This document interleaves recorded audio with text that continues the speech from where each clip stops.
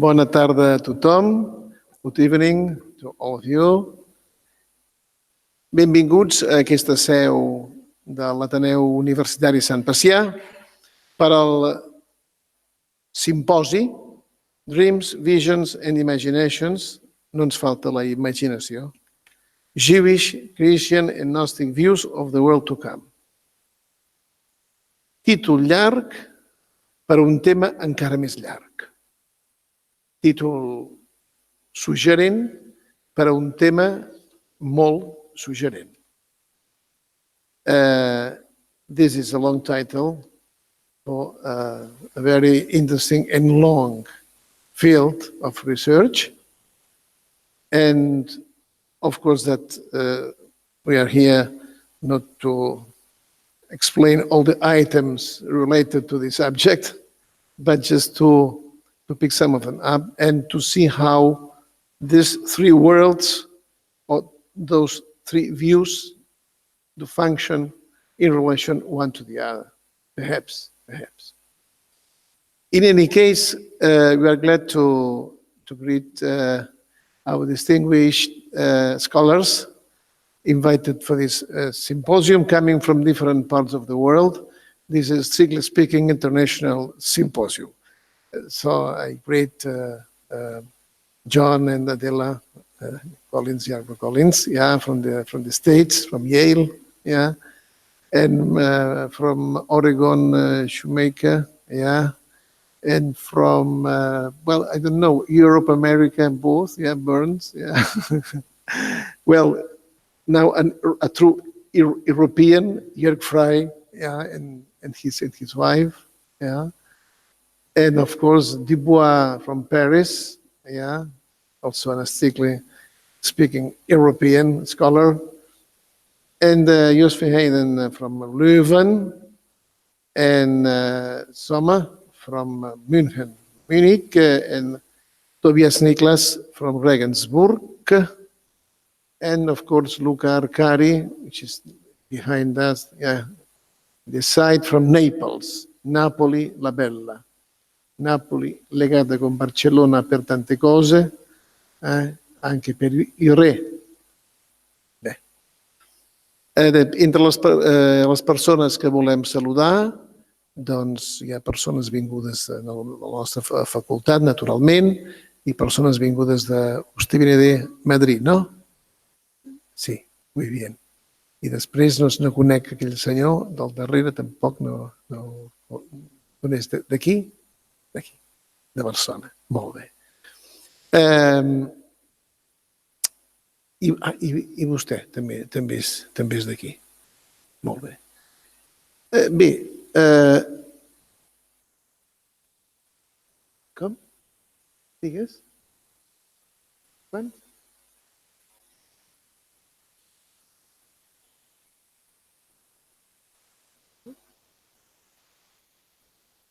On és el doctor Chapa? Ah, allà al darrere, no el veia. The Dean of the Theological Faculty of Navarra, Pamplona, our close friend Juan Chapa. He's rather a very kind but small, I could not see behind John Collins, strong Irishman.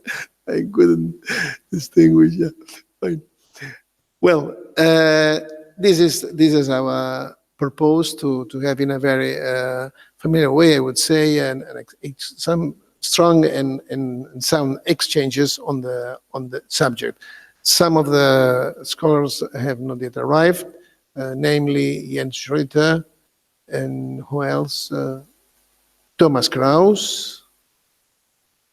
I think, I have to apologize, for the presence of Jan Bremer, who at the last moment declined our invitation because of personal problems or difficulties. He could not come, and he apologizes for that, and he sends to you all his greetings. Well, the floor to Marcos Aceituno, who is the head of the Department of Biblical Studies in our faculty, as you may see, a young man but really very engaged in the subjects, yeah, related to this symposium. Thank you very much, Professor Puchitarrak. And thank you to all you who are here this afternoon for starting this international symposium about dreams, visions, and imaginations, Jewish, Christian, and Gnostic views of the world to come. But we are here in this in this world who has come. So, first of all, we are grateful to accept this meeting with too many scholars who study and teach and have worked about this and other topics about the Bible and late antiquity. And for us, is a moment for enriching our view.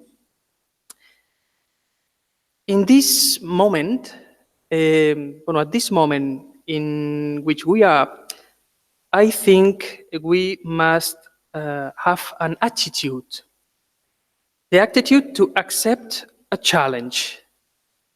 And challenge about which? A challenge about dialogue. And dialogue about not only about topics, but for have the opportunity to partage our enrichment, personal enrichment, that is born from our study and our attitude. The religion today is, I think, it's a very important question, but this matter must to dialogue today in another way. In which way? In way of multidisciplinarity. I don't know it's a correct word, but I think we can understand it. So this meeting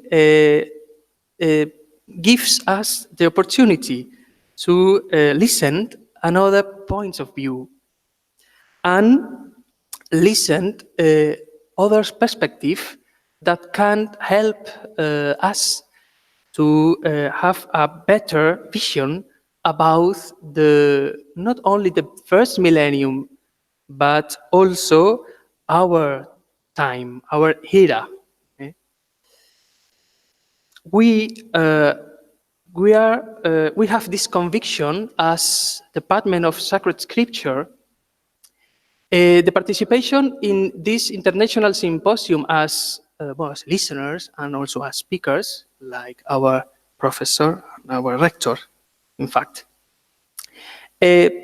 help us to understand that today, we can understand the rhythm of our people and our culture if we hear the ancient times and their attitudes and their also the things that the people have lived. So finally, I myself as here as a speaker and as member of our department I have also a challenge to start speaking and to introduce this meeting when I must more listen as speak. But so, as we have said at the beginning, so we must to accept the challenge. And I think that as Athenaeum University Church and Department of our Faculty of Theology, we want to accept it, and we are so very grateful to accept this opportunity and to have the opportunity of listening us. Welcome. Thanks. So now I invite Tobias Niklas and Professors Collins and Fry to approach and to sit down here in the floor.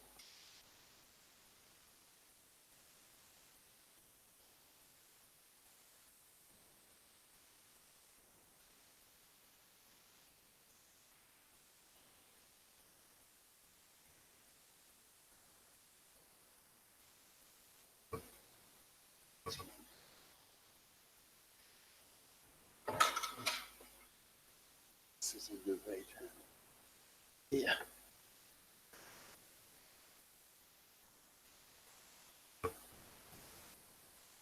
So, dear ladies and gentlemen, dear friends and colleagues, I am happy to introduce the first session of this meeting. Perhaps also a little word of thank you for the hospitality, for the chance to be here again. Now, I think for the third or fourth or even more times here in Barcelona. 2 years ago, Armand Pucci Tarek, Jens Schröter from Berlin, and I had a dream. We imagined a conference on apocalypticism. It became a vision, and this vision came true. So we sit together now speaking about dreams, visions, imaginations of the future. If one wants to do something like that, it's absolutely not possible not to ask John and Adela Collins. So it's of course not possible, and it's of course then really, really great if they come, if they perhaps even change parts of their plans for a long time. So we are extremely happy that both of you are here, but the whole group is here. It's on the one hand very, very difficult to introduce John Collins from Yale University. I could now start with a whole list of books which he published, edited, articles he wrote. I think this easiest thing is to say he is the world's expert on early Jewish apocalypticism, and it's great that you're here now. A little bit now, we will have 1 hour of time. If we extend it a little bit, it's no major problem. And afterwards, there will be a coffee break. But now, we hear your visions about ancient visions. Thank you that you're here. Thank you. Yes, and let me say it is a great pleasure to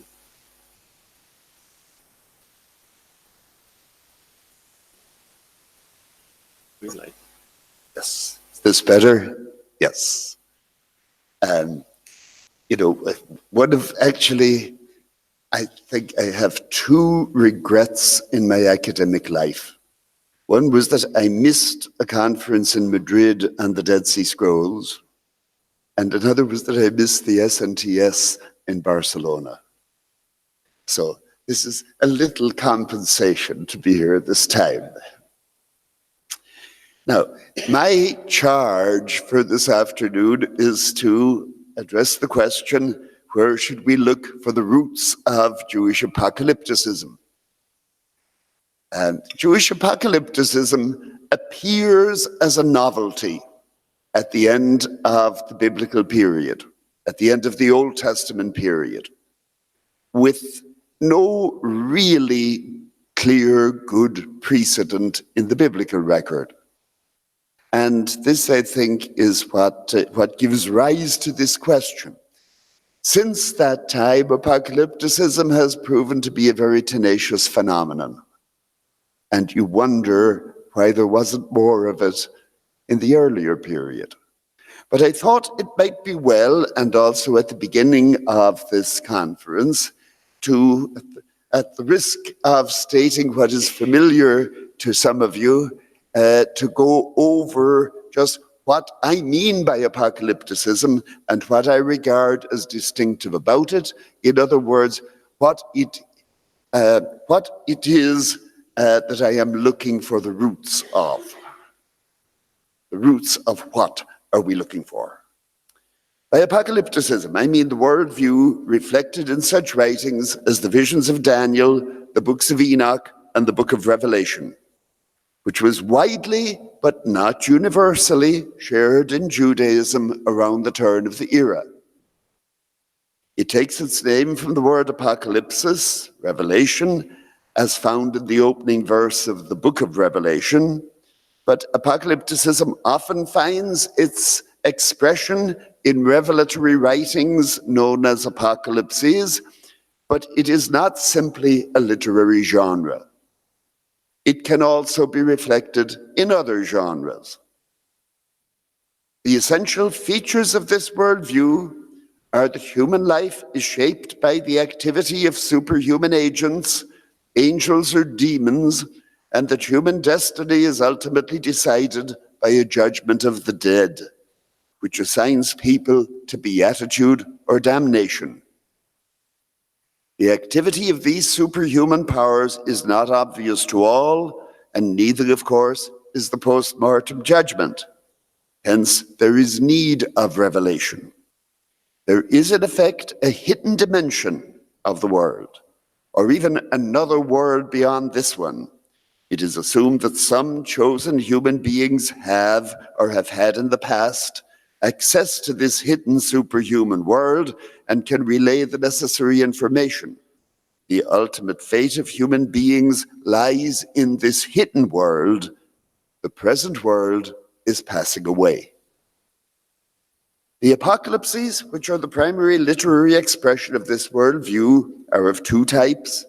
One type typically provides an overview of history, often divided into periods, 10 weeks of years, 4 kingdoms, and so forth, presented in the guise of prophecy.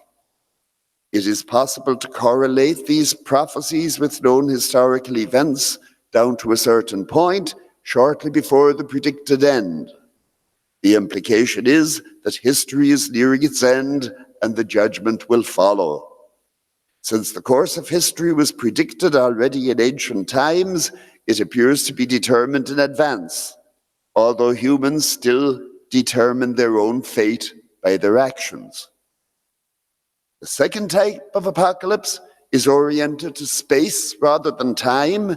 The visionary, Enoch being the prototypical example, is taken on a tour of the ends of the earth by an angel or ascends through a series of heaven to the divine throne. In the course of his tour, he's shown many marvelous things, including the abodes of the dead and the places where they will be judged. Both kinds of apocalypse are typically mediated by an angel or superhuman being, suggesting that this knowledge is not accessible by unaided human inquiry. Both relate revelations allegedly given to famous figures from the past, such as Enoch or Daniel, John of Patmos being the exception in this regard. The revelations, then, are with few exceptions pseudonymous, attributed to figures who did not actually write them. Both kinds of apocalypse have the effect of framing human life in the present and of influencing human decisions by the revealed understanding of the purpose of life and its outcome. While it may be possible to view these two kinds of apocalypses as different literary genres, as suggested by Martha Himmelfarb, they have many overlapping features. Think, for example, of the throne visions in Daniel 7 and 1 Enoch 14, which share common traditions about the mystical contemplation of the throne of God. Some features of this worldview, such as the activity of superhuman figures or deities, were part of the common mythology of the ancient Near East, although that mythology is downplayed in some parts of the Hebrew Bible. What is novel is the degree to which human destiny is thought to be bound up with the heavenly world. Deuteronomy had assured the Israelites that God's commandment is not in heaven, that you should say, "Who will go up to heaven for us and get it for us so that we may hear it and observe it?" The Enoch literature, in contrast, is based on the assumption that someone did need to go up to heaven and get the necessary revelation. To be sure, prophets had claimed to stand in the counsel of the Lord and receive messages designed for specific occasions. The apocalyptic revelations were different. These had ostensibly been given long ago and disclosed a comprehensive, totalizing view either of history or of the cosmos. Most fundamentally, none of the Hebrew prophets had promised reward or punishment for the individual after death. Neither had any of the prophets been given tours of the heavenly or infernal regions in the manner of Enoch. There has always been a school of thought that sees apocalypticism as an organic outgrowth of prophecy. The late H.H. Rowley wrote about the child of prophecy. John Barton put it that the transition from prophecy to apocalyptic is the title of a process that never occurred. I have great respect for John Barton, not on that particular point. There are obvious points of continuity. Both prophets and the later apocalyptic writers couched their revelations in symbolic visions. Both anticipated divine interventions in history and an imminent day of judgment. It has been argued that the differences between Amos and Daniel are no greater than those between Amos and Nahum or between Daniel and Enoch. There is certainly continuity between the symbolic visions of the prophets and those of the apocalypses, although the latter are more elaborate. In contrast, we seldom find direct, inspired, oracular speech in the later works. There is far less precedent in the prophets for the otherworldly journeys of Enoch, but the most fundamental difference is not a matter of literary form, but of worldview. The traditional Israelite hope, both in Deuteronomy and the prophets, was to live long in the land and see one's children and one's children's children. The apocalyptic hope was for resurrection in a new creation or for eternal life with the angels in heaven. What one regards as essential features of apocalypticism will obviously determine where we should look for its roots. Those who look to prophecy rightly note that prophecy underwent a transformation in the aftermath of the destruction of Jerusalem. The later prophets envisioned a sharp break in the fabric of history, followed in effect by a new creation. The break is often associated with the battle of cosmic proportions. Think, for example, of Ezekiel's prophecy about Gog from the land of Magog, or Joel's vision of the judgment in the valley of Jehoshaphat. These eschatological prophecies typically lack specific historical reference, in contrast to the older oracles of Amos or Jeremiah. The parade example of this phenomenon is found in Isaiah 24-27, which envisions the earth breaking apart and refers to the city of chaos, but does not identify it. Scholars suspect that the reference may be to the destruction of Babylon by the Persians, but the lack of specific reference makes it possible to view the prophecy as one that relates to the whole world. Paul Hansen, writing in the 1970s, saw this development as a retreat from history into the realm of myth. The later proto-apocalyptic literature, in Hansen's words, ceased to translate the divine revelation into terms of plain history, real politics, and human instrumentality, due to an increasingly pessimistic view of reality. Similarly, for Stephen Cook, apocalypticism relies heavily on the images and oppositions of mythology. One might justly call it mythopoeic, since it insists on applying language of mythological proportions to a new work of God. Other scholars have pointed out quite rightly that the prophets used mythological language too, and sometimes posit a very sharp break in the sequence of history. Think, for example, of the undoing of creation in Jeremiah chapter 4. Hansen found the dawn of apocalyptic, especially in the last chapters of the book of Isaiah. Notable there is the theme of a new creation. a theme that does indeed recur frequently in the apocalypses. The prophet declares in Isaiah 65, "For I am about to create new heavens and a new earth. The former things shall not be remembered or come to mind." But life in the new creation will have a surprisingly this-worldly look. No more shall there be in it an infant that lives but a few days, or an old person who does not live out a lifetime, for one who dies at 100 years will be considered a youth, and one who falls short of 100 will be considered accursed. But they will still die. The focus here is on the welfare of the community, without regard to the destiny of the individual. This is still a long way from the world of Daniel and Enoch. One of the attractions of the work of scholars such as Hansen and Cook, and before them Otto Plöger, is that they offered a sociological explanation for the new development. Hansen relied on deprivation theory. The proto-apocalyptic writers despaired of gaining power on earth, so they appealed to God to rend the heavens and come down. Cook's view was more nuanced, since he regarded the later oracles of Ezekiel and those of Haggai and Zechariah as being just as apocalyptic as those of Isaiah 56 to 66. But even while Zechariah and Haggai were close to the center of power in Restoration-era Judah, Judah itself was peripheral in the Persian Empire, and so even figures who enjoyed local hegemony could still feel deprived in the broader international perspective. The attempt to explain apocalypticism in sociological terms rather than history of traditions was certainly, I think, an advance, but it needs to be reformulated once we realize that the apocalypticism of the Hellenistic period is a very different phenomenon from the supposed proto-apocalypticism of the Persian period. Continuity with the prophetic tradition is clearest in the book of Daniel.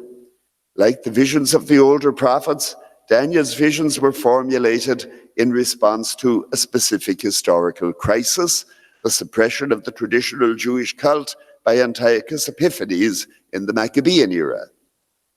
The pragmatic message of the book is stated rather clearly in Daniel 11.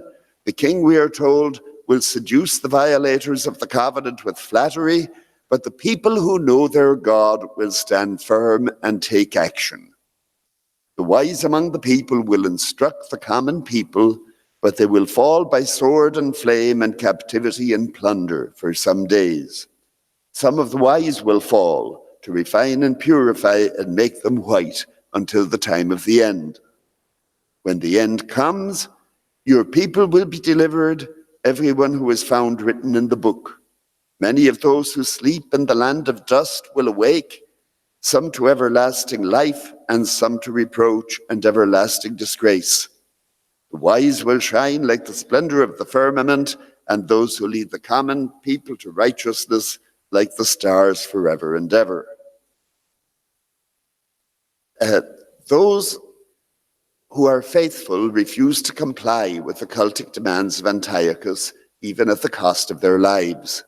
They can afford to lose their lives because they are sure that they'll be rewarded in the hereafter, and that the wise, at least, will shine like the stars, which is to say, they will be companions to the heavenly host. Daniel, however, does not rely on direct exhortation to motivate his readers. Rather, he paints a comprehensive picture of the world so that they can understand what course of action makes sense. The upheavals of the present are due to the eruption of superhuman forces. In Daniel 7, these eruptions are visualized as beasts coming up out of the sea, in effect undoing or at least threatening to undo the work of creation. Elsewhere in the book, they are expressed as rebellion in heaven, by an upstart who tries to rise above the stars of God in the manner of Helal ben Shachar, Lucifer, the son of dawn, in Isaiah 14. The angelic discourse that frames the revelation in chapter 11 explains that human conflicts are only reflections of conflicts between angelic powers, between the princes of the various nations. Moreover, the tribulation of the present is set in the context of the longue durée of history, at least from the time of the Babylonian exile. That history is schematized as 4 kingdoms in chapter 7, 70 weeks of years in chapter 9, and as the progression of Hellenistic history in chapter 11. The details of representation can vary from one vision to another. What is important is the knowledge that the course of history is following a preordained course and is now nearing its end. The imminence of the end lends urgency to the decisions facing the readers of the book in the Maccabean period. Daniel then places great emphasis on understanding to a much greater degree than any prophet before him. That is why the heroes of the book in chapter 11 are characterized as the wise, maskilim, and the emphasis on understanding, which we find in all apocalypses, led Gerhard von Rad to claim that the roots of apocalypticism lie in wisdom rather than prophecy.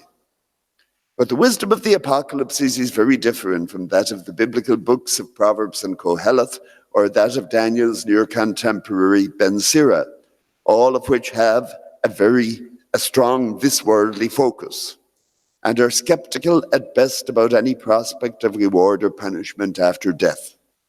If we must look for precursors of the apocalyptic view of the world in Daniel 7 to 12, the most obvious place to look for roots is in the stories of Daniel and his friends at the Babylonian and Persian courts in Daniel 1 to 6. There we find that Daniel and his companions acquire expertise in the learning and wisdom of the Chaldeans, especially in dream interpretation and the decoding of mysterious signs. This is mantic wisdom, as we find it in Babylonian divination, although Daniel does not use the technical methods of the Chaldeans, but relies on divine revelation. It is tempting then to see the genesis of Daniel's apocalypticism in the conjunction of his interest in dreams and riddles with the new historical situation presented by the decrees of Antiochus Epiphanes. Daniel is sometimes referred to as a prophet, but the book is not included in the prophets in the Hebrew Bible, although it is so classified in the Greek. The different classifications of the book in the Hebrew and Greek reflect the different character of the two halves of the book, and the ambiguity as to whether Daniel should be considered a wise man or a prophet. The affinities with prophecy are much less clear in the books of Enoch, although Enoch too is regarded as a prophet in the Ethiopian tradition. Here too there is a significant Babylonian connection. The figure of Enoch seems to be modeled in part on Enmeduranki, king of Sippar, 7th king in the Sumerian king list, founder of the Baru Guild of Diviners, who was said to have been taken up to heaven and shown the heavenly tablets and the arts of divination. Enoch was conceived as a Jewish counterpart to the legendary Mesopotamian hero, no less than him in antiquity, status, and divine knowledge. Enmeduranki wasn't necessarily the only model. Utnapishtim, the flood hero, was taken away to live with the gods, as Enoch also is taken. This kind of competitive historiography was widespread in the Hellenistic period, illustrated, for example, by Berosus and Manetho, who stressed the antiquity of Babylonian and Egyptian heroes, respectively. The oldest compositions in the Enoch collection are the Astronomical Book, which was based on outdated Babylonian astronomy, and the Book of the Watchers, which presents an elaborate cosmology that weaves together elements of Babylonian, Greek, and Israelite lore. Even the historical overviews in the Apocalypse of Weeks and the Animal Apocalypse have significant precedence in Babylonian ex eventu prophecies. There's a small corpus of predictive texts dating from the 12th century BCE, the Marduk prophecy, to the Hellenistic period, the dynastic prophecy, These compositions typically describe a sequence of kings and events in the guise of prophecy, without specific names, in a manner similar to Daniel 11.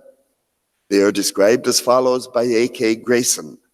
An Akkadian prophecy is a prose composition consisting in the main of a number of predictions of past events. It then concludes either with a prediction of phenomena in the writer's day or with a genuine attempt to forecast future events. The author, in other words, uses vaticinia ex eventu to establish his credibility and then proceeds to his real purpose, which might be to justify a current idea or institution, or as it appears in the dynastic prophecy, to forecast doom for a hated enemy. When these texts first came to light in the 20th century, they were prematurely dubbed Akkadian apocalypses and hailed as the background of Jewish apocalyptic. More sober study has concluded that they are neither prophecies nor apocalypses, in the words of Martin Nissanen. They do, however, shed light on literary conventions that became one of the building blocks of the apocalypses. Yet another Babylonian root of apocalypticism has been suggested by Helge Kvanvig. Kvanvig pointed especially to the vision of the netherworld, where a figure called Kumaya is brought before the god of the netherworld in a dream. The vision is not an apocalypse. Kumaya does not undergo or witness a judgment that determines his fate in the afterlife. But there is a significant analogy nonetheless. There are then some reasons to think that the books of Enoch and Daniel drew on traditions that originated in Mesopotamia, and that we should indeed look to Babylon for some of the roots of apocalypticism, if by roots we mean some of the traditions that fed the imaginations of the apocalyptic authors. Despite the Babylonian ex eventu prophecies, however, we do not find any good analogues to apocalyptic eschatology in Mesopotamia. The visions of Daniel and the apocalypses of Enoch both appear to have been composed in the land of Israel, although they may have incorporated traditions that had started out in the Babylonian exile. Much better analogues can be found in the Persian tradition, which involves the periodization of history, but also the resurrection of the dead. In that case, however, the discussion is hindered by the difficulty of dating the Persian material. The primary witnesses to Persian apocalypticism, such as the Baman Yasht and the Bundahishn, are extant in Pahlavi and date from the early Middle Ages. They undoubtedly preserve older traditions, and there are some early witnesses to Persian traditions in classical sources. Yet the existence of full-blown Persian apocalypses, such as the Baman Yasht in the Achaemenid or early Hellenistic period, remains hypothetical. There can be little doubt that there was some degree of Persian influence on Jewish apocalypticism. The dualism of light and darkness in the Dead Sea Scrolls is perhaps the strongest candidate, granted that it adapts the Persian tradition and does not reproduce it exactly. The dating of the Persian traditions is too uncertain and controversial to allow us to posit Iranian influence as the fountainhead of apocalyptic tradition, but nonetheless, it is likely that some roots of apocalypticism drew on Persian soil. Roots, in any case, are not trees and do not look like that which emerges above the ground.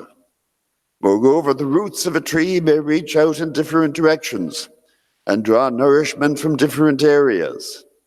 To say that some of the roots of apocalypticism should be sought in Babylonian astronomy and divination or in the Persian periodization of history is not to say that the whole phenomenon can be explained from any of these sources.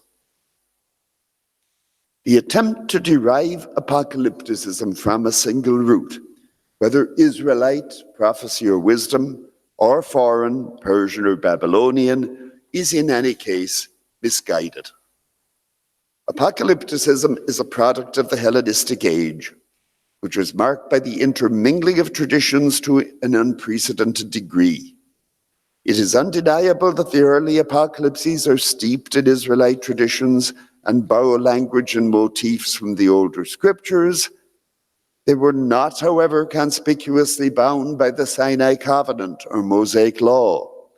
The idea of a covenant is not important at all in the early apocalypses, the Book of the Watchers or the astronomical Book of Enoch. Again, there is no explicit reference to the law of Moses in the core tales of Daniel 1 to 6. The Hellenizers of the Maccabean era are dubbed violators of the covenant, but the whole premise of apocalyptic literature is that further revelation is needed in order to understand the nature and history and the purpose of life. Nonetheless, even novel revelations, such as we get in the Book of the Watchers, are replete with allusions to the prophets and the Psalms. But allusions to older texts do not necessarily determine the structure or purpose or meaning of the new compositions.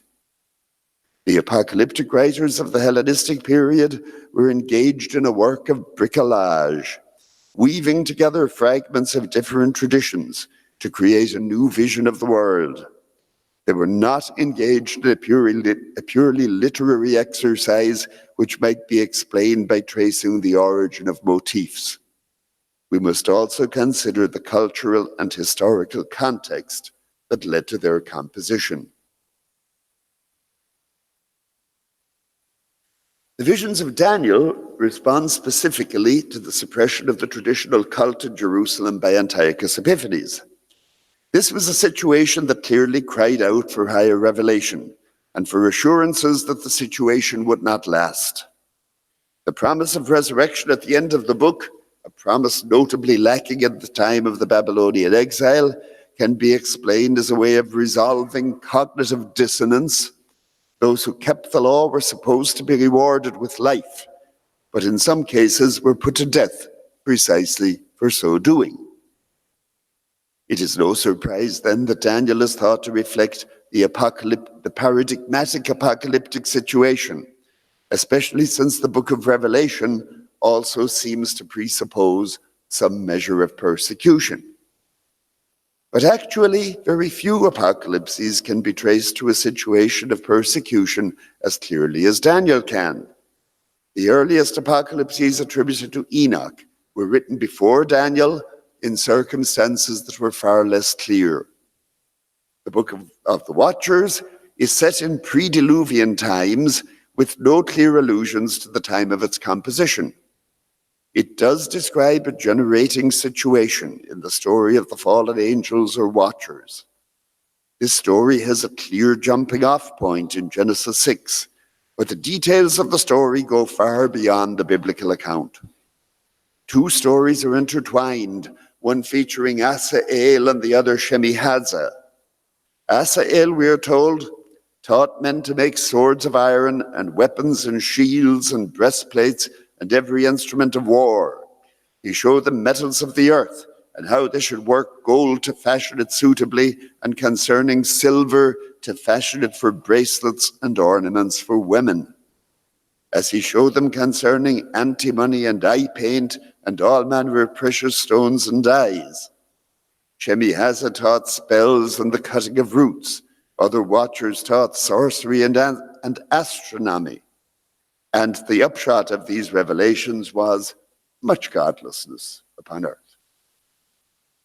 There have been various attempts to read this episode as an allegory for the situation in which the Book of the Watchers was written. The fallen angels have been thought to represent fallen priests, or perhaps the Diadochi, the successors of Alexander. It seems to me, however, to be more plausible to see the allegory on a more general level. The revelations of the Watchers bring new knowledge, especially in matters of technology.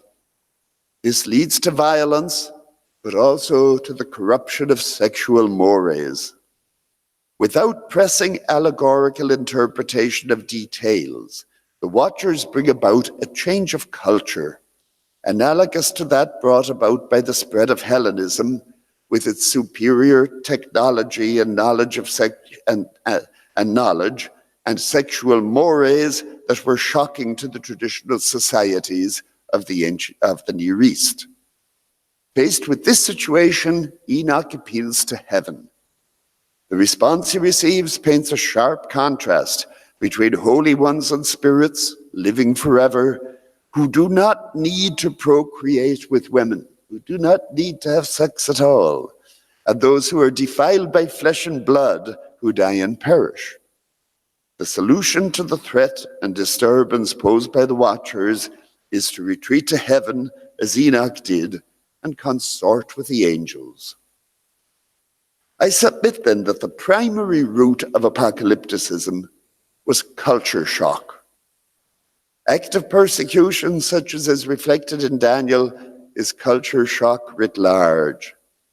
Even without persecution, Hellenism brought about cultural change that rendered the world unacceptable to some people in Judea who were especially concerned with purity. Their response was to imagine another dimension of the world where God was fully in control.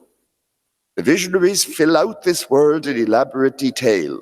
Relying on the primacy of this higher world, Enoch can dismiss the revelations of the Watchers as a worthless mystery and continue to affirm the outdated astronomy that we find in the astronomical book. Like modern fundamentalists, the apocalyptists place their trust in a revelation that was unverifiable and therefore irrefutable, rather than in new scientific and philosophical developments.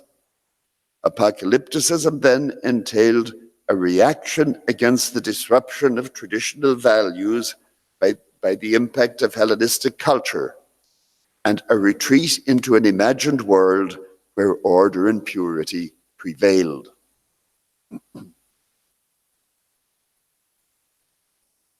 The imagined world of apocalypticism has many features that might shed light on its roots. I will conclude by considering two of them. One distinctive feature is the historical kind of apocalypse might be described as a totalizing view of history. There is an attempt to grasp history in its totality, while dividing it into periods, each of which has a totality of its own. Obvious examples include Daniel's 4 kingdom schemata, or the division of history into weeks in the Apocalypse of Weeks, or Daniel 9. The supposed unity of history is especially well visualized in the statue of Nebuchadnezzar's dream in Daniel chapter 2, where the different parts of the statue are made of metals of declining value, starting with the head of gold and ending with the feet of iron mixed with clay. They are interpreted as a series of kingdoms of declining power. Eventually, the statue is demolished by a stone that becomes a mountain, symbolizing the kingdom of God. The sequence of metals recalls Hesiod's Works and Days, which speaks of ages rather than kingdoms. A very similar scheme is found in the Persian Bam and Yasht, which envisions a tree rather than a statue, but has a similar sequence of metals, gold, silver, steel, ending like Nebuchadnezzar's statue with mixed iron. In the Yasht, the period of mixed iron is that of the divs having disheveled hair. Samuel K. Eddy ingeniously saw here a reference to the Greeks, who are depicted as wild-haired in mosaics and paintings, in contrast to the neatly depicted hairstyles of the Persians. Famous mosaic of Alexander the Great on his horse, which I believe is in the museum in Naples, be a parade example. The original Yasht would have been written after the conquest of Alexander and would have predicted the passing of the Greek, more specifically the Seleucid kingdom, at the end of the millennium. It would have been updated later in the post-Sasanian period. The Persian text is problematic since its date and redaction are uncertain, but it lends some support to the view that Daniel was relying on a view of history that was used more widely in the Seleucid Empire. This kind of overview of history dividing all or large parts of it into orderly periods, was unknown in the biblical tradition prior to Daniel. The sequence of 4 kingdoms and a 5th became popular among Roman historians around the turn of the era, but its origin is disputed. In an influential essay published in 1940, Joseph Swain argued that the extension of the schema to include Greece must have developed in the context of anti-Hellenistic resistance. Aemilius Sura considered the Second Punic War as the time of the overthrow of Carthage. So Swain reasoned that he must have written before the Third Punic War of 149 to 46. Because he considered Philip, who died in 179, to mark the end of Macedonia, he must have written before the Third Macedonian War in 171 to 68. If this is correct, then the 4 kingdom schema was known before the book of Daniel was written. Swain supposed that the sequence of world kingdoms, including Media, became known in Rome in the context of anti-Seleucid propaganda around the time of the Battle of Magnesia in 190 BCE, when Rome defeated Antiochus the Great. Paul Cosman, who teaches in the classics department at Harvard, has recently argued that such totalizing views of history are a reaction to the adoption of the Seleucid era as a method of dating, in contrast to the dating by the regnal years of individual kings, which had been normal in the ancient world. The continuous Seleucid era allowed the perception of large periods of history as wholes. This perception was harnessed to imperial ideology. The use of Seleucid chronology acknowledged the definitive character of Seleucid hegemony, just as the later adoption of Christian chronology in the Western world acknowledged the hegemony of Christianity. The apocalyptic schematization of history then represented an alternative, which mimicked the Seleucid era in good post-colonial fashion, but rejected it in favor of a broader horizon. The qualified determinism of the apocalypses undoes the most fundamental assumption of empire, that the king as the limit subject of action makes history. In its place, it opens a representation of providential time, of history as revelation, says Cosman. Cosman recognizes that there were precedents for apocalyptic periodization, such as Hesiod's world ages, and the ideas of successive world kingdoms in Herodotus and Ctesias. But he insists that schematic historical periodization, while drawing on deep and important roots, took on new prominence, systematized clarity, urgency, plausibility, and explanatory efficiency within the core region of the Seleucid Empire and on account of this Seleucid imperial context. Whether apocalyptic periodization is so specifically a response to the introduction of the Seleucid era may, I think, be questioned. None of our Jewish sources for the period make an issue of the Seleucid era. Indeed, the books of Maccabees follow the Seleucid system of dating. Nonetheless, it is undeniable that such periodization, Persian as well as Jewish, appears primarily in the Seleucid realm. Cosman grants that the hermeneutic of resistance, whether political or epistemic, is inadequate for these works. In addition to their targeting the Seleucid worldview, they also answer to what F.A. Hayek termed the craving for intelligibility. All history writing, to a greater or lesser degree, is an attempt to disclose meaning in or attribute meaning to the formless infinity of past data. But the eschatological total histories composed by the Seleucid subjects mark the extreme of articulation in this regard. They should be understood as a particular kind of response to the crisis of historical meaning generated by the imperial regime. So, Cosman. The idea to conceive of universal history was not necessarily anti-Seleucid. The 2nd century BCE historian Polybius complained that none of his contemporaries had undertaken to write a universal history or attempted to inquire critically when and whence the general and comprehensive scheme of events originated and how it led up to the end.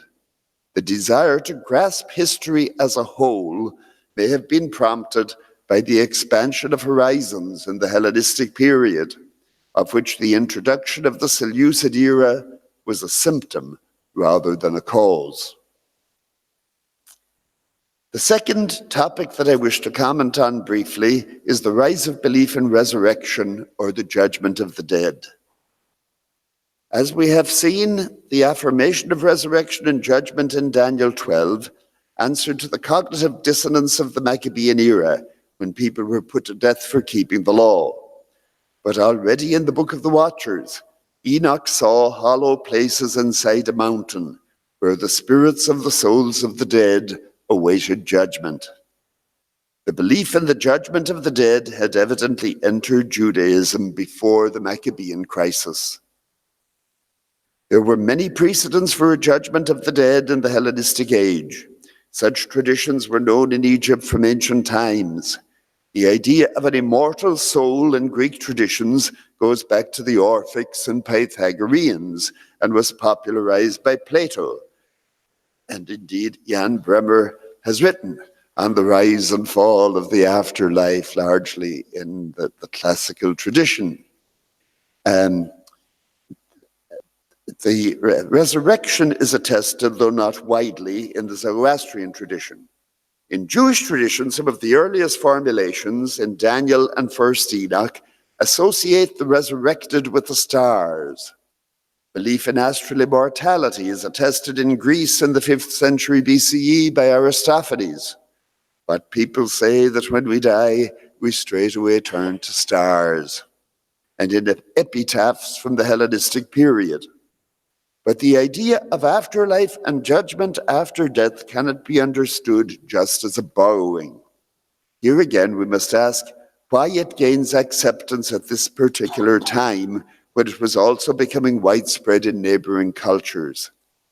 The answer would seem to lie in a cultural shift that accorded greater importance and freedom to individual choice and was no longer satisfied to conceive of destiny only in communal terms. This shift was surely facilitated by the cultural mobility of the Hellenistic age, where people were no longer so tightly bound to their ancestral homes. The shift, of course, was not instantaneous or complete. The book of Daniel hopes for the rule of the people of the holy ones, presumably Israel in some form, as well as for the resurrection of the righteous. But the individualized hope for resurrection and judgment was novel in Judaism in the Hellenistic age, and it must be attributed in some part to the Hellenistic zeitgeist. The roots of apocalypticism then can be conceived in various ways. If we think of roots as the traditions that nurtured the imaginations of the visionaries, these were diverse. There were strong links to Israelite, especially prophetic traditions, but equally strong connections with the mantic wisdom of the Babylonians, and the possibility that models were derived from Persian tradition cannot be discounted. But there is wisdom in the Arabic proverb quoted by the historian Mark Bloch, that people resemble their times more than their parents. The most meaningful roots of apocalypticism should be sought not in the old traditions on which the apocalyptic writers drew, but in the Hellenistic milieu in which the phenomenon took shape.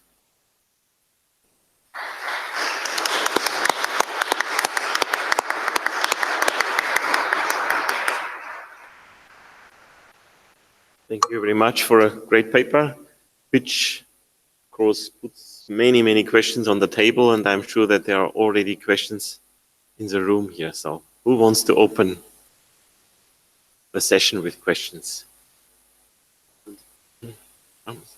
Forget. Don't be shy yourself. You want to? Well, if I may start with a question, I think it's a very plausible way to explain the beginnings of apocalypticism by a change in the world, by a cultural shock, as you phrase it. But then, if it's once established, apocalypticism gets a tradition and gets an authority from us being a tradition. So, what is if we have the first kind of plausibility, this shock, what is the plausibility of these traditions and worldviews in the later generations, which just take it from a tradition? Very good point. I think that there are two factors in it.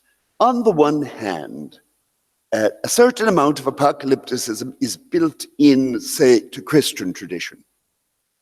Doesn't disappear entirely in Jewish tradition either, but not nearly as prominent. But in Christian tradition, a certain amount of it is orthodox, so to speak. That survives by weight of tradition. But then, every now and then, you have outbursts of apocalyptic fervor. You know, you get a culture shock when somebody walks into the room unexpected and they, yes, but you do get outbursts of apocalyptic fervor, as happened around the time of the Reformation, for example, when there surely was a big shift going on. And, you know, there is a kind of apocalypticism in the modern world. You know, we don't really like to associate it with the classical text because it seems to lower the tone. But I think it is nonetheless a similar phenomenon. And, you know, in the United States, for example, you know, there are a lot of people who cling to outdated traditions but it's in resistance to what they see as a new culture undermining their traditional values. So I think, you know, you get periodic recurrence of the culture shock. And then on the other hand, the weight of tradition. And when it's the weight of tradition, it may play out very differently. You know, the effect of it may be very different.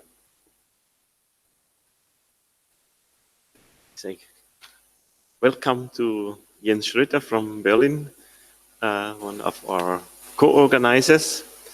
And perhaps I may add a question, which is also going into the direction of the question of the culture shock. You speak about culture shock and people who are, in a certain sense, comparable to modern fundamentalists.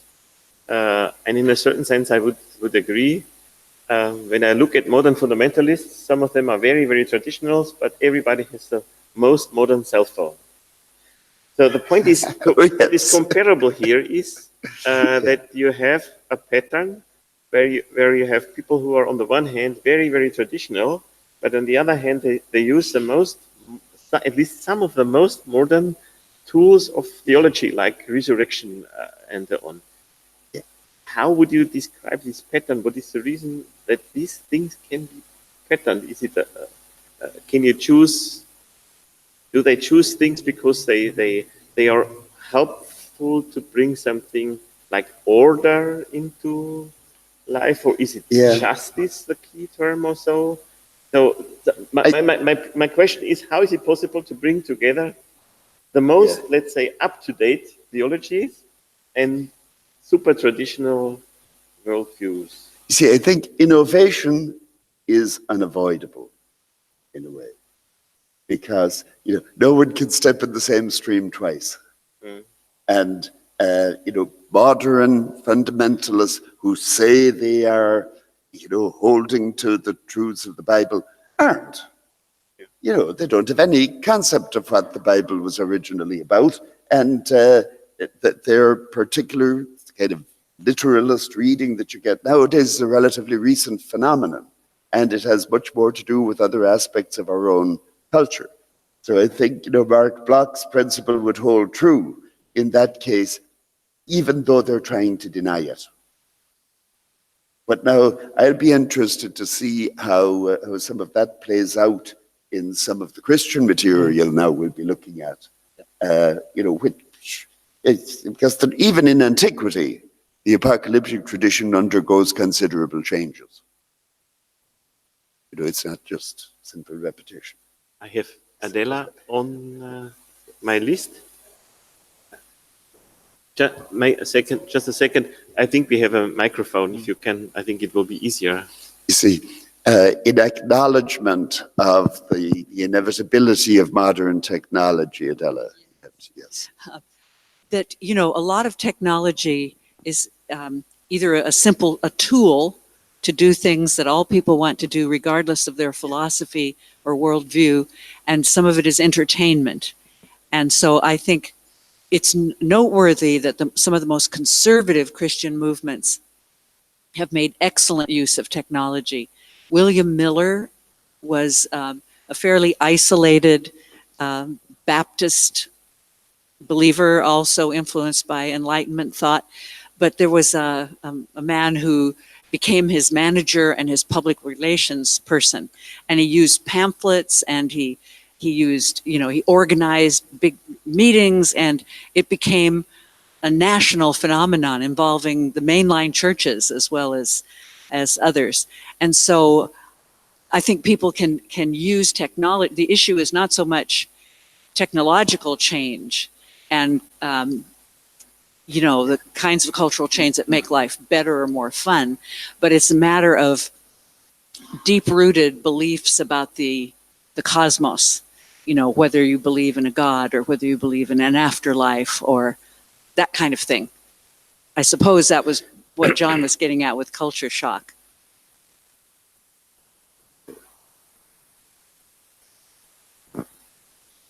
Other. Jos, please. Jos Verheyen. Thank you very much, John. A question from a New Testament perspective. We like to complicate things more than Old Testament scholars do. Just two examples from the New Testament writings. Some of us call the last book the Apocalypse of John, and others say the Revelation. Yes. Does that make any difference? And in the same line, take chapter 13 of Mark, of the Gospel of Mark, chapter 13. Some will say it's an apocalyptic discourse, no doubt. Others say it's everything but not but apocalyptic. It's an eschatological discourse. Does that make a difference, or is this just vocabulary? Well, I don't think it makes a difference whether you call the last book in the Bible the Apocalypse or the Book of Revelation. In both cases, it's a revelation, an ultimate revelation, if you like. That's the point of it. Mark 13, I strongly believe, should not be called an apocalypse, little or otherwise. An eschatological discourse, I think, is okay. I don't see a problem with that. But I had, thank you for your comment though on how New Testament scholars like to complicate things. I've often wondered, why New Testament scholarship seems to be more complicated. But you're telling me you do it deliberately.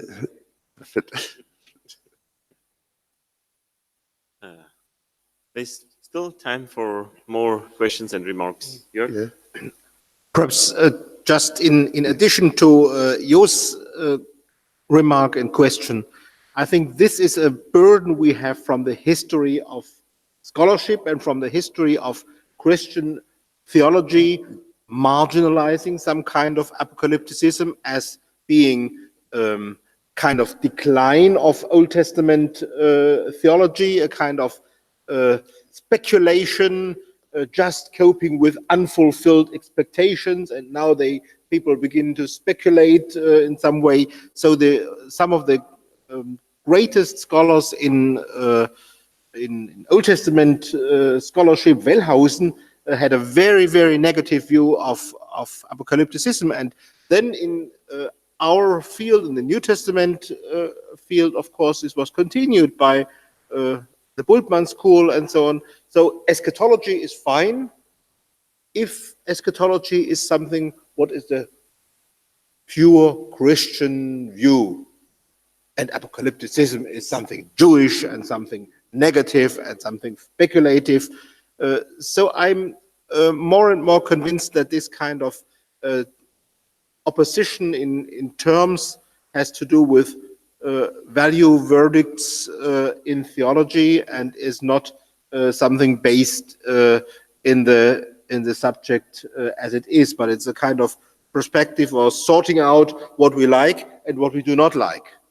In historical scholarship, maybe these alternatives are just wrong.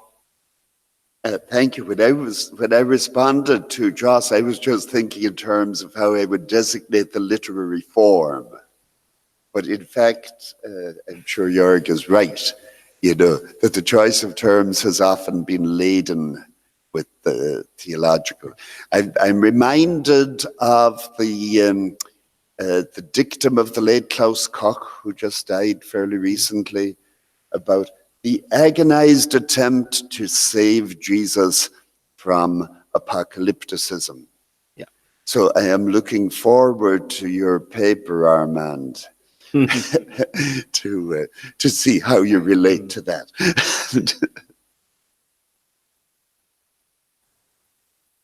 Other questions? Perhaps I may add a little one. I don't know whether it is little or big or so.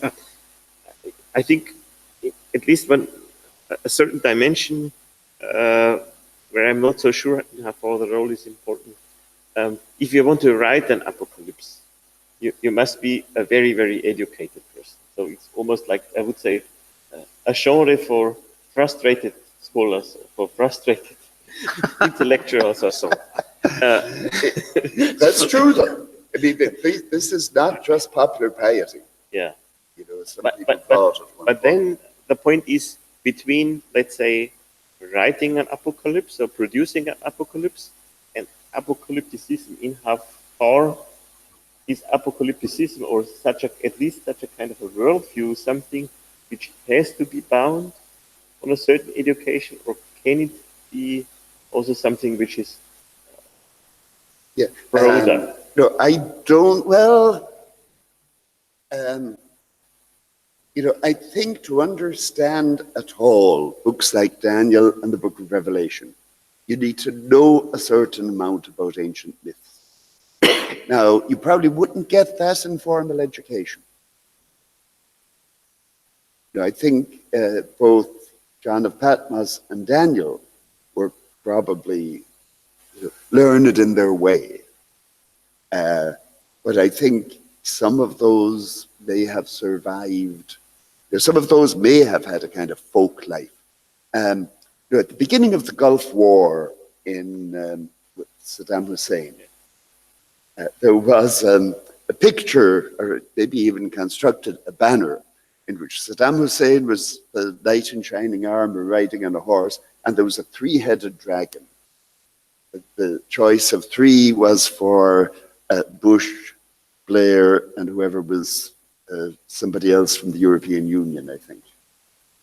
But you know, it was the same old myth in Revelation. You get a seven-headed one, and it goes way back. Now, did Saddam Hussein or whoever made that picture know all the old mythology?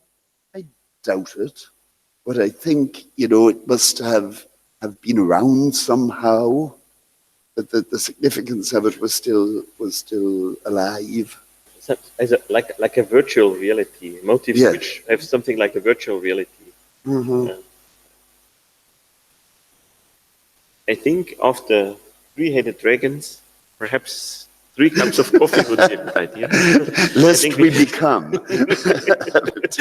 We take the most modern technique, as far as I know, and there is a chance to have some break now.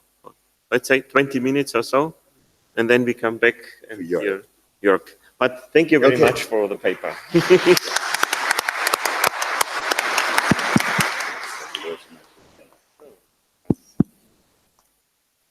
guess I can move down for the second round of this because it's easier than participate in the discussion before. Let's get up here.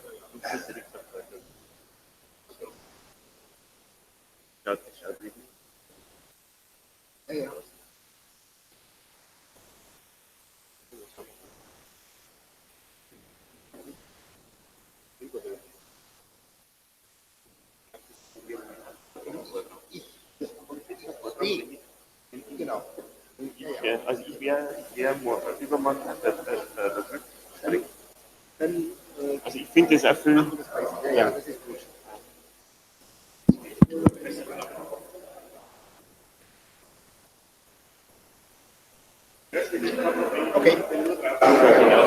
Maybe issue. Ja. Like the other.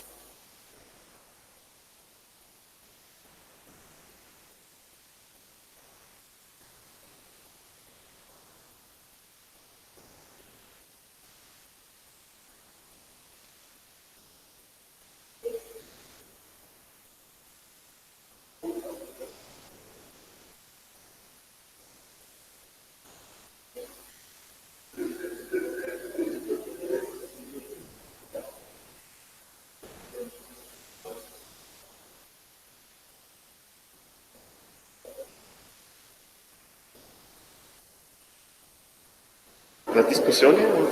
Sì, con la discussione.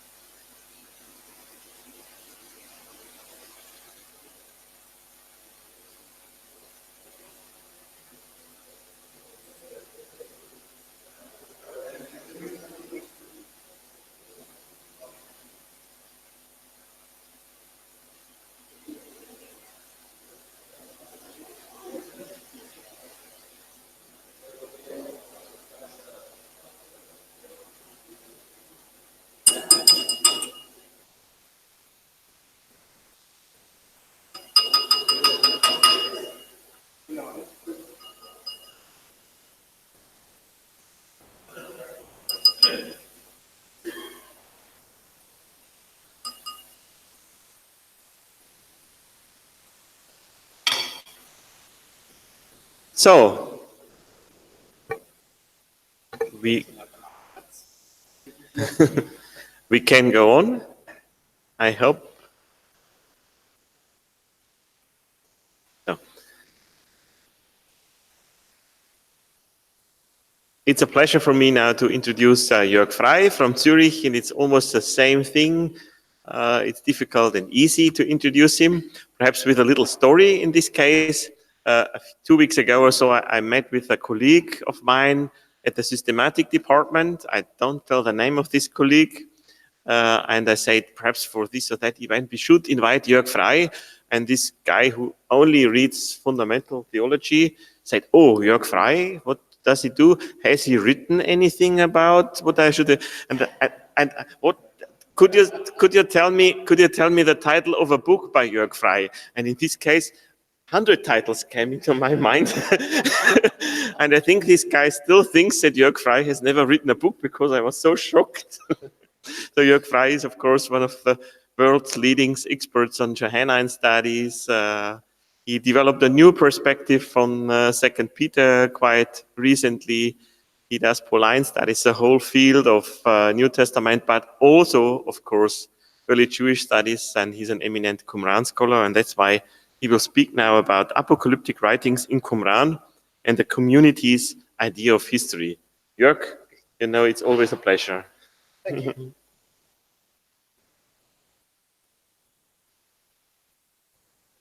So I like to stand when talking.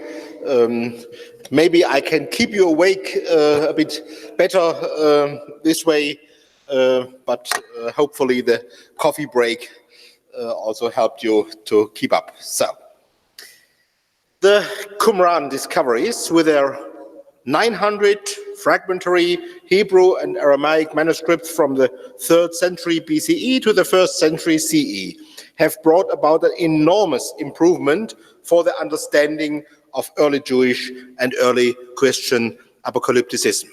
We must even speak of a pre-Qumran and a post-Qumran view of apocalyptic.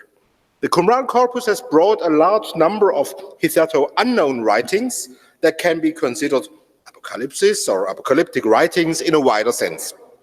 It has helped to arrive at a much clearer definition of what constitutes apocalypse as a genre, and John Collins is the one who established the common definition in scholarship.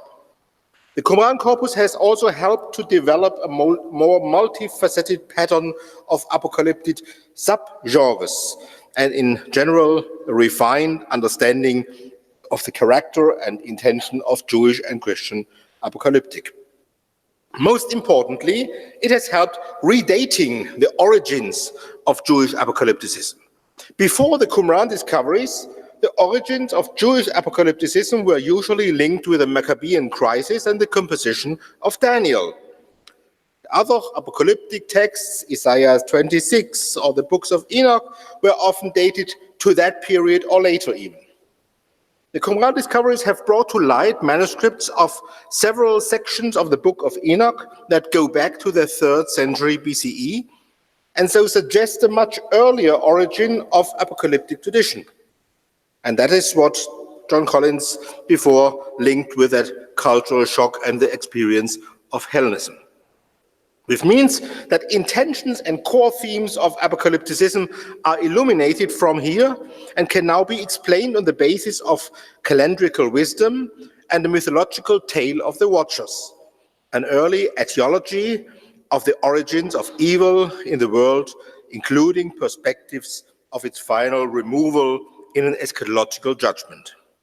Rather than merely being a kind of undue speculation about times or fantastic mode of coping with unfulfilled expectations, apocalyptic develops a symbolic world which could serve to its readers as a means of understanding their complicated world, their history, their destiny, not at least that of their adversaries. They will go down.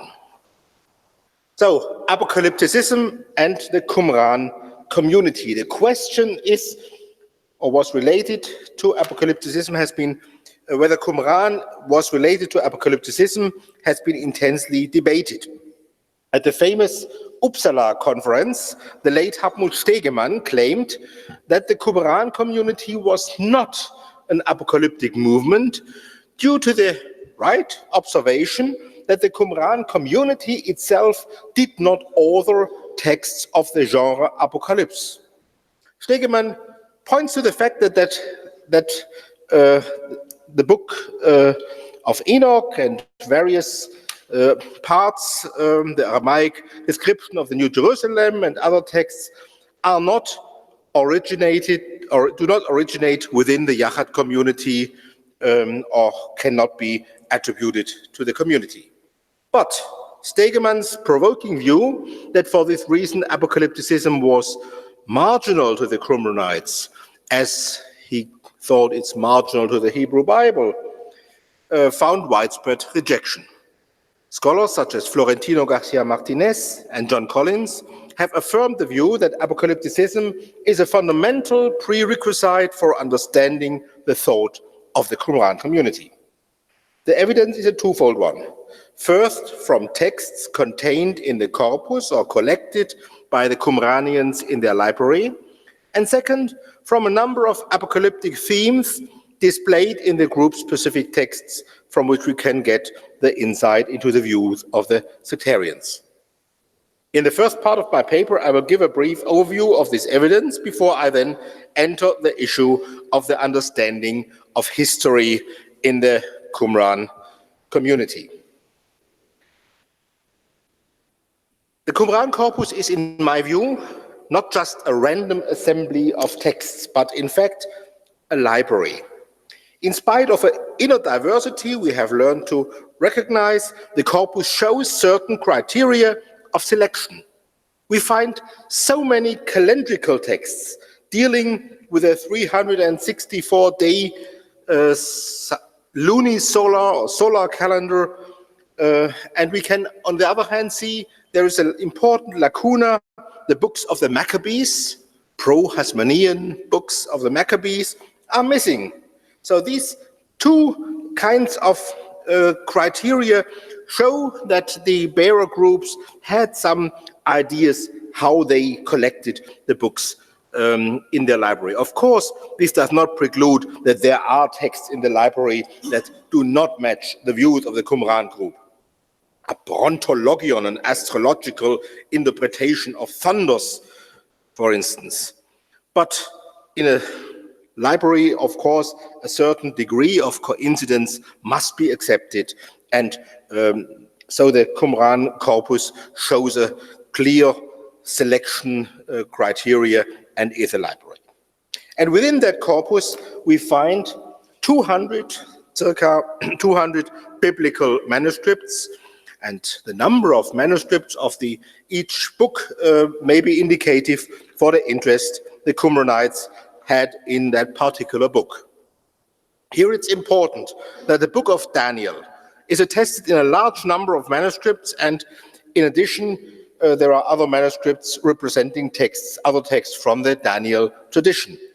8 manuscripts of Daniel, this is more than of Jeremiah 6 or Ezekiel 6, and many other books of the Hebrew Bible are there in fewer number of copies. All chapters of the book of Daniel are attested, with the exception of chapter 12, but that does not mean too much. Shows the high appreciation of the book in the circles that form the background of the library. Other texts related to Daniel and the Daniel tradition confirm this. A prayer of Nabonidus, closely connected to Daniel 4, and 3 Aramaic manuscripts representing possibly 2 different pseudo-Daniel texts. The first one includes a description of a court scene similar to Daniel 3-6, with an eschatological outlook. Such an outlook seems to be also present in a second text. A text related to the Daniel tradition is also the famous Son of God text that echoes Daniel 7, the text which was initially called an Aramaic apocalypse, but is now called Apocryphon of Daniel. Although the identity of the one called Son of God is controversial, he is here positive messianic figure, or rather a negative anti-messianic ruler. The apocalyptic character of the text is uncontroversial. Probably within a court scene, a vision of the king is explained by a wise man like Daniel, and the explanation contains an overview as history. Another related text from the Daniel tradition is the so-called Four Kingdoms text, a visionary report that seems to use the familiar Four Kingdoms scheme from Daniel 2 and 7. So a large number of Danielic texts, and these texts, due to their Aramaic language, the Qumranites have themselves have just written in Hebrew. Due to the Aramaic language, we can see that it's probably not authored by the Qumran group, but the library evidences an astonishing reception of the Book of Daniel and related texts which were composed not too long before the beginning of the Qumran movement. This is further confirmed by the fact that Daniel is quoted as a prophet in group-specific texts like 11q Melchizedek and the Midrash on eschatology. Apart from the Book of Daniel, even more important is the tradition, is the number of Enochic manuscripts in the Qumran library. Their discovery has fundamentally changed our knowledge of the Enochic tradition. Before the Qumran discoveries, one Enoch was fully known only in Ethiopian, and apart from this, in some fragments in Greek and short citations in Syriac, Coptic, and Latin. The Qumran library has now brought to light numerous Aramaic fragments that contain material from all parts of the Ethiopian Book of 1 Enoch, with the exception of the parables. And also manuscripts from the Book of Giants, which was previously known only in the Menachim later tradition. The number of manuscripts is impressive. 4 manuscripts of the astronomical book, with the first one to be dated to the late 3rd or early 2nd century BCE, so it's clear that the astronomical book of Enoch goes widely back to the 3rd century or even 4th century BCE. 7 more manuscripts of other parts of 1 Enoch, with the first one, 4q Enoch A, containing the opening chapter of the Book of Watchers, also from the first written, crafted in the first half of the 2nd century BCE. So that's also clear that the Book of Watchers goes back to the 3rd century BCE. 9 or 10 manuscripts of the Book of Giants. Regardless of whether the astronomical book can be described as apocalyptic, this is the question. The discovery is of greatest significance for the question of the beginnings and original motives of Jewish apocalyptic. The manuscripts not only physically point to a very early date of these early apocalyptic texts, some of them also attest to the beginning of the collection of different parts of the Enochic Pentateuch, with only the part of the parables still missing at Qumran. In view of this intense reception, one may ask whether Enoch has even a kind of scriptural authority for the Qumranites. This would not be surprising in view of the fact that even in the letter of Jude in the New Testament from the beginning of the 2nd century CE, Enoch is quoted like scripture and considered a prophet. Further confirmation of such a quasi-canonical authority may be taken from a small fragment classified by the editors as a pesher, a commentary on the Apocalypse of Weeks. So even texts from the Enochic tradition are interpreted in a kind of, in the commentary genre, the pesher genre of the Qumran community. The significance of calendric and eschatological traditions for the community is evident, and this confirms the interest in apocalyptic motives and the influence of apocalyptic thought on the community. Part of the Enochic tradition and related to it is also the Book of Jubilees, which is also fully known only in Ethiopian, but is now attested in 14 or 15 Hebrew manuscripts from Qumran, supplemented by some other related texts, 3 manuscripts of pseudo-Jubilees and a manuscript that cites Jubilees. Scholars usually consider Jubilees rewritten Bible texts, but due to its literary design, an angel dictating to Moses from heavenly tablets, it could also be classified as a kind of apocalypse in the sense of John Collins' definition. In the famous Damascus document, Jubilees is even mentioned with its probable title, which shows the close connection between the apocalyptic tradition, the Enochic tradition, the Book of Jubilees, and the halachic interests which were adopted and further developed within the Qumran community. I can only mention some further texts in the Qumran corpus that can be classified as apocalypses. There is the Aramaic New Jerusalem document, preserved in 6 manuscripts, that is formally a narrative about a visionary who is led around by an interpreting angel and thus even fits the specific definition of apocalyptic genre. There's a text, Aramaic text, Words of Michael, also an apocalypse, including heavenly details followed by a historical, theological, and eschatological prophecy. There are some other, mostly Aramaic texts linked to Levi or other figures of the Levi tradition, Kahat and Amram, which point to priestly interests and represent an apocalyptic worldview. In particular, the so-called visions of Amram prefigure the later genre of the patriarchal testaments. The content of this work, preserved in 7 or 8 manuscripts, includes a conspicuous dualistic scene of a dispute between 2 angels, between whom Amram is required to choose. Whom do you want to choose? The one angel, the other one, the dark one or the bright one? This cosmic dualism of powers clearly points to a dualistic thought structure and shows that the dualistic language, with the opposition of the terms sons of light and sons of darkness, or sons of light and sons of truth, which is so characteristic for the later sectarian thought, probably originated in early apocalyptic priestly circles. All these texts are more or less fitting the feature of the genre apocalypse. Most of them, except Jubilees, are composed in Aramaic, which indicates that they were not composed by the sectarians, who choose Hebrew for their own compositions, but taken from other precursor groups.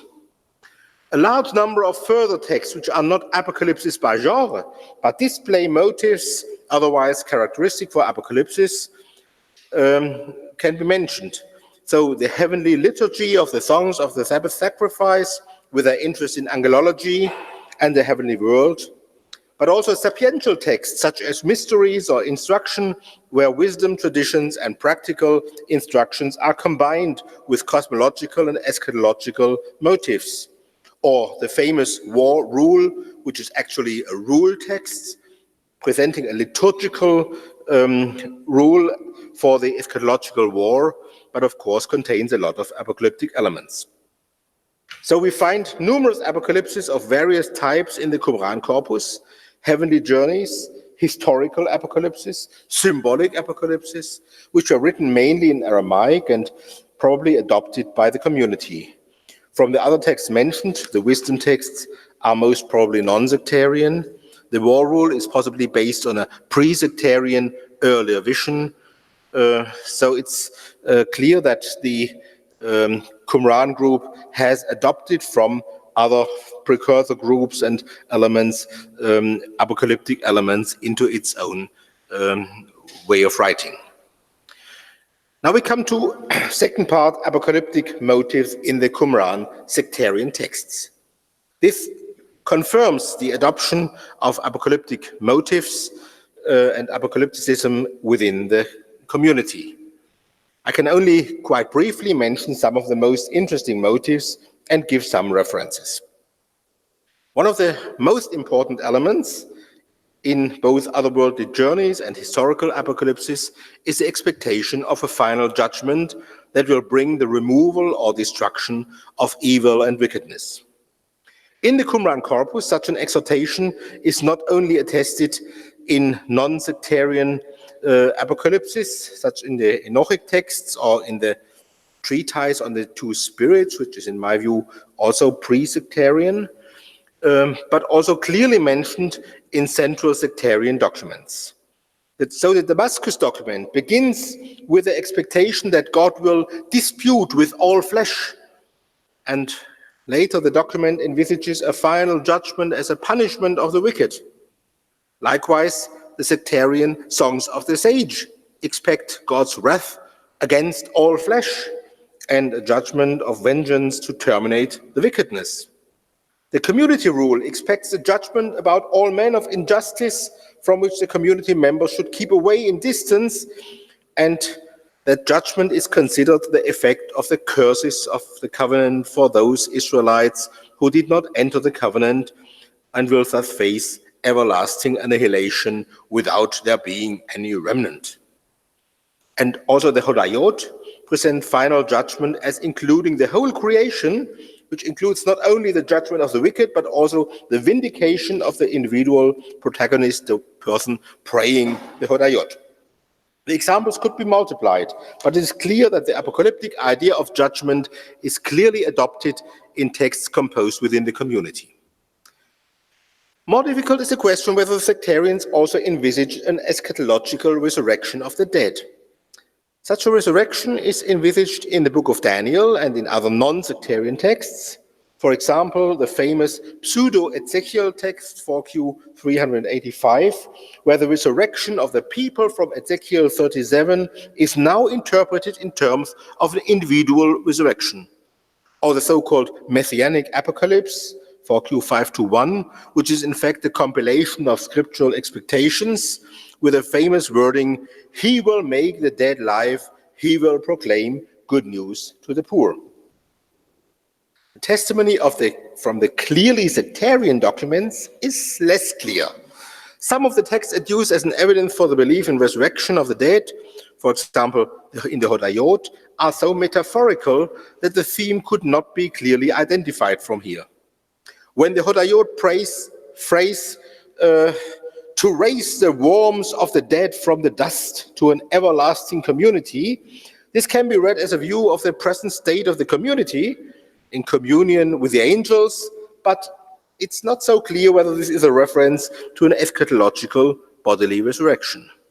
We can speculate that other topics were more predominant, more important to the Qumran community, so the present elevation to the communion with the heavenly beings was more important, so that the conceptualization of bodily resurrection receded to the background. But in spite of that, the adoption of a great number of texts that clearly share the hope for an eschatological resurrection of the dead shows that the community did not negate such afterlife beliefs, but rather shared them as well. One of the most important motives at the beginnings of Jewish apocalyptic tradition is a question about the origins of evil.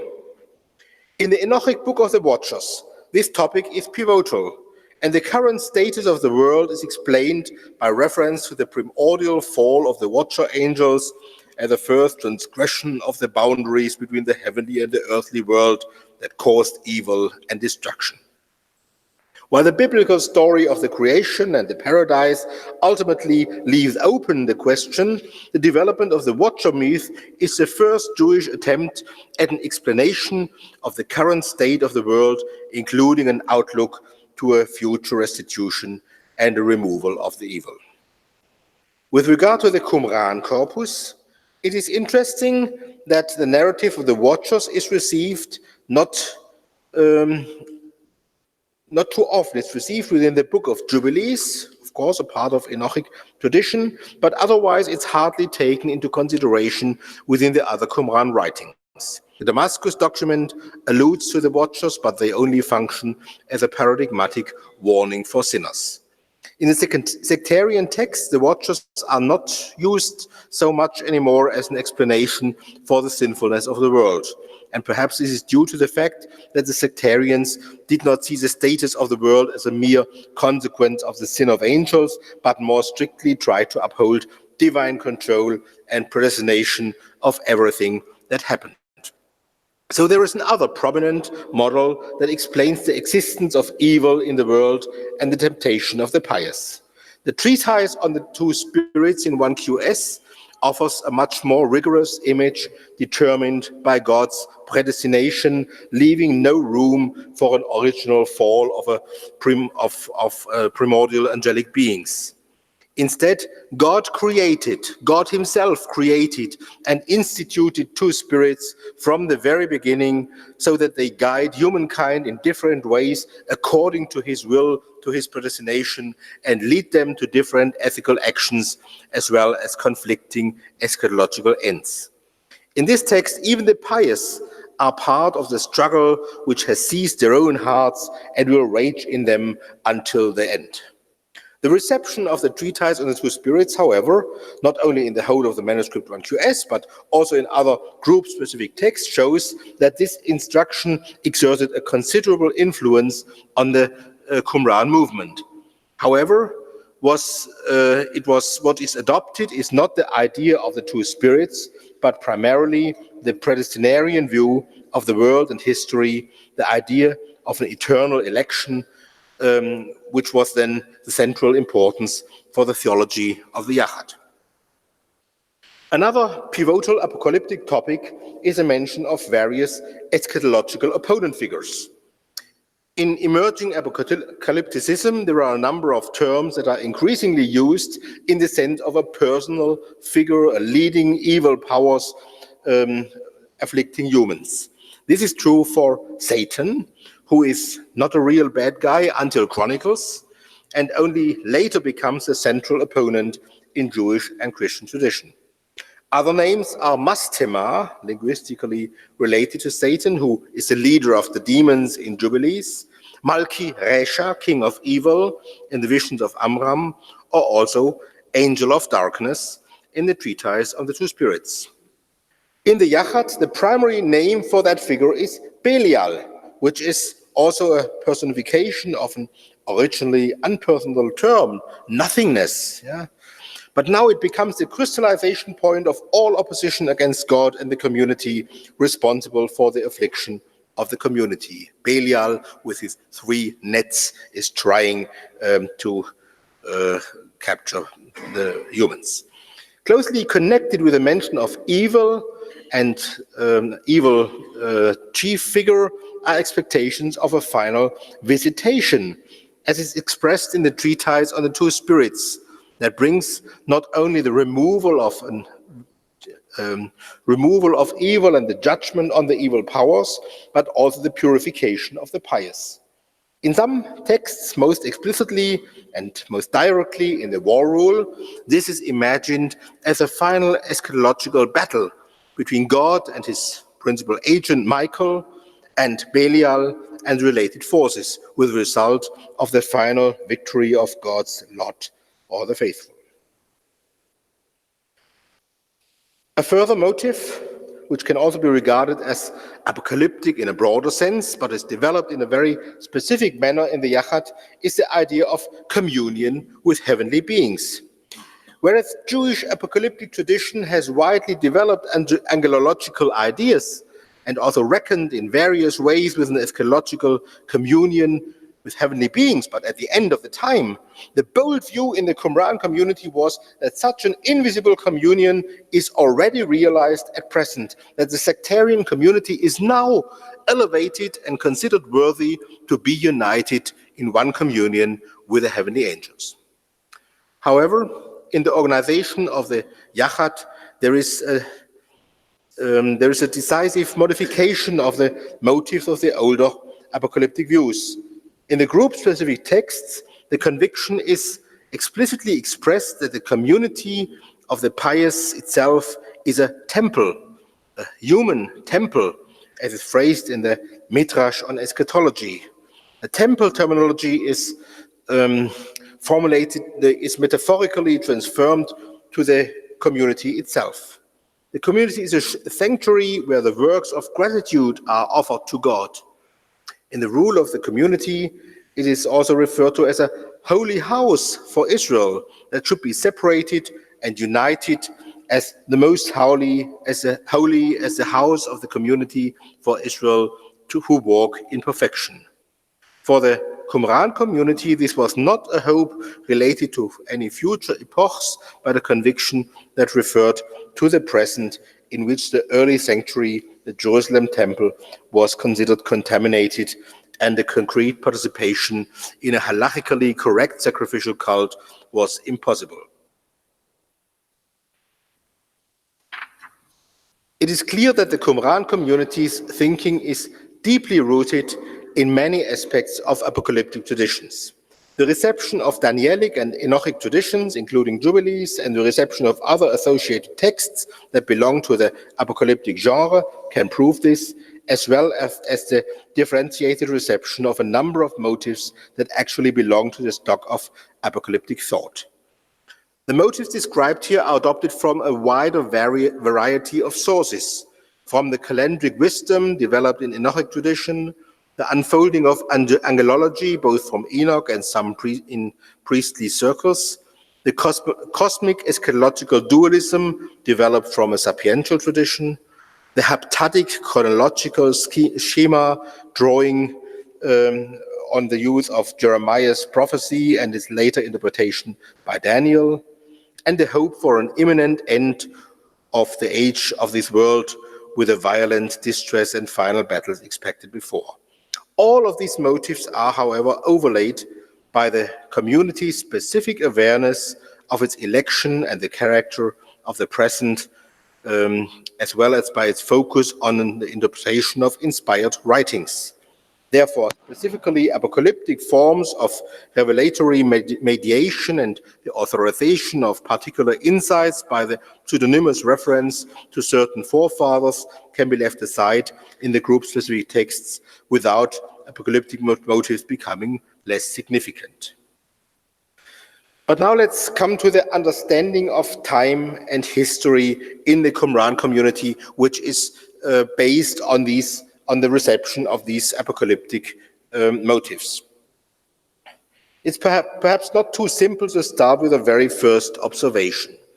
The Qumran corpus is almost totally void of precise historical references.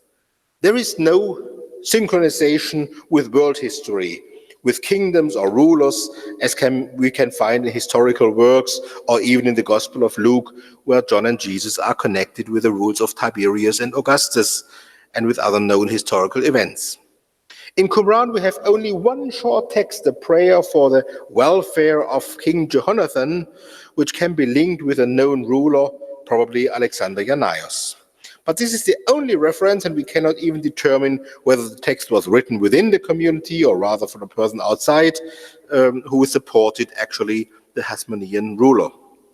In any case, the number of letters or documentary texts in the Qumran corpus is extremely small. In the literary texts, instead, the figures mentioned are usually a kind of nickname.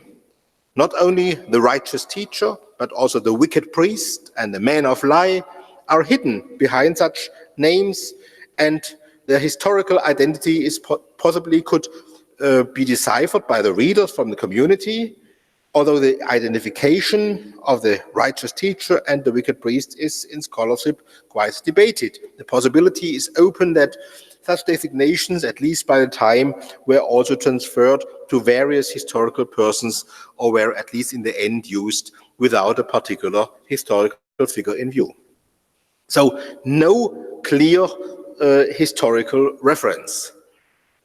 But glimpses to the history of the community, or at least to their own construction of their history, can be gained from the overviews in the Damascus document, or as the title is preserved in one of the manuscripts, The Last Exploration of the Torah. The Last Exploration of the Torah. Title shows already an eschatological awareness. The interpretation of the law presented here is a definitive one, and consequently, the community practicing those laws is in an eschatological period. The Damascus document, most likely written about 100 BCE, the text already looks back on the work and the death of the teacher of righteousness and localizes their own present in a last era after his death, which should last for about 40 years. Thus, the writing depends on an epoch-structured course view of history, which is fixed by God for all times. In addition to the law of Moses, the Damascus document references the book of division of ages after their jubilees and their weeks of years. That's the book we know as Jubilees. whose chronological structuring of time, in addition to the Mosaic Torah, was foundational for the community. This means the Yachad took its understanding of the periodization of history from apocalyptic traditions.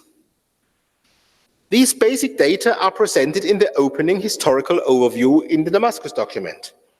First of all, in good Deuteronomic terms, the destruction of Jerusalem and the exile are interpreted as a punishment for sins and as a sign that God had abandoned Israel.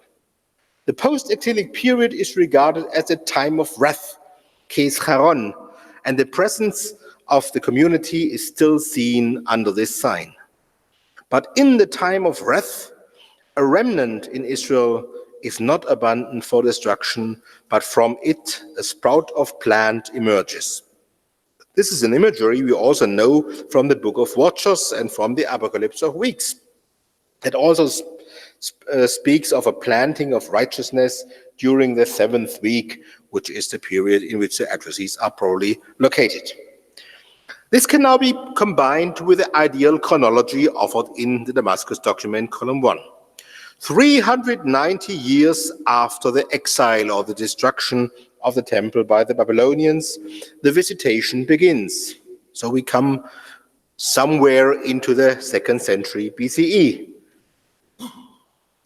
The movement of the remnant, the reverse movement, the conversion movement of the remnant begins. 20 more years, it is said, they were repentant like the blind and those who stumble about. Then God raised up a teacher for them.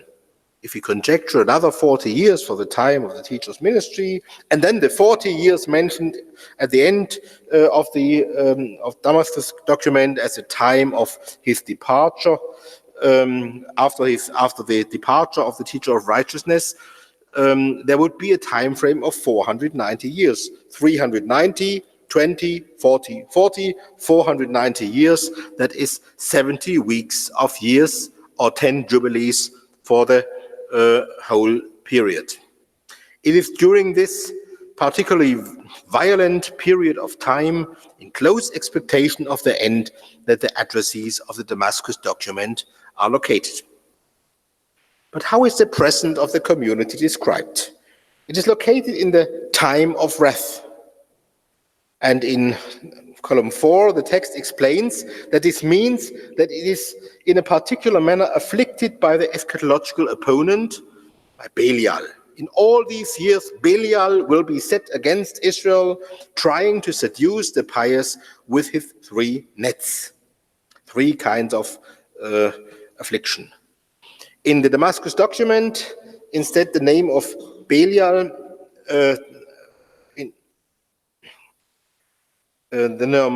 also next to the name of Belial, the term Malach HaMastema, angel of enmity, is encountered, which is evidently a reference to the name Mastema, used in Jubilees for the prince of demons. The Damascus document speaks of the spirits of Belial reigning over man. It shows that the document is connected with Jubilees, even with respect to the use of names for the eschatological adversary and also for the kind of demonology in the background. But interestingly, the Damascus document does not refer to the names of the 2 spirits as presented in the treatise of the 2 spirits, whose determinism, on the other hand, is well received. Belial is considered to be unleashed against Israel during the time of the community's existence.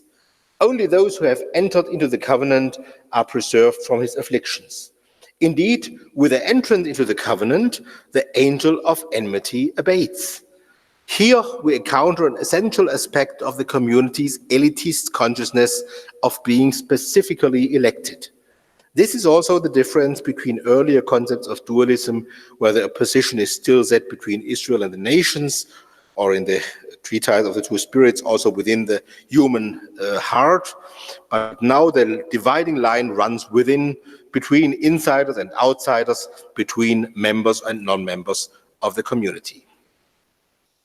The Damascus document's theology of history thus has its closest predecessors in texts such as the Enochic Apocalypse of Weeks or the Book of Jubilees.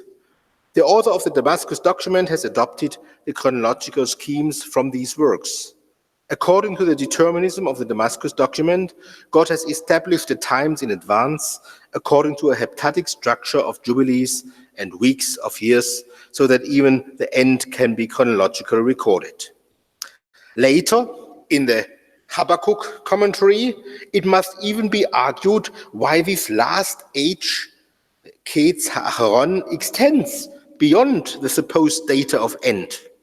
These remarks probably do not mean stricto sensu an end of the world, rather, the concept envisages an end of the time of wrath together with the destruction of the wicked, to be followed by a new era of unrestricted salvation of the pious. This perspective also corresponds to the apocalypse of weeks, or to the particular apocalyptic outlook in Jubilees 23. We can supplement this from a number of other texts. In the so-called ages of creation, God's predetermination of history is emphasized. The prophetic interpretation concerning the ages which God made an age to complete all which is and shall be. Before he created them, he established their works age by age, and it was engraved upon eternal tablets. Thus, the course of history and eschatology is firmly laid down on tablets, on heavenly tablets, like the tablets of the law in heaven. This matches the idea of jubilees that an angel of the presence dictates to Moses from heavenly tablets. Then in the ages of creation, the story of the watchers and also the story of the flood is told, but those events are not just events in history, but they were already known to the Creator before the creation. God has, before the creation, foreseen how the watchers and humanity will fall. Before he created them, he knew their thoughts.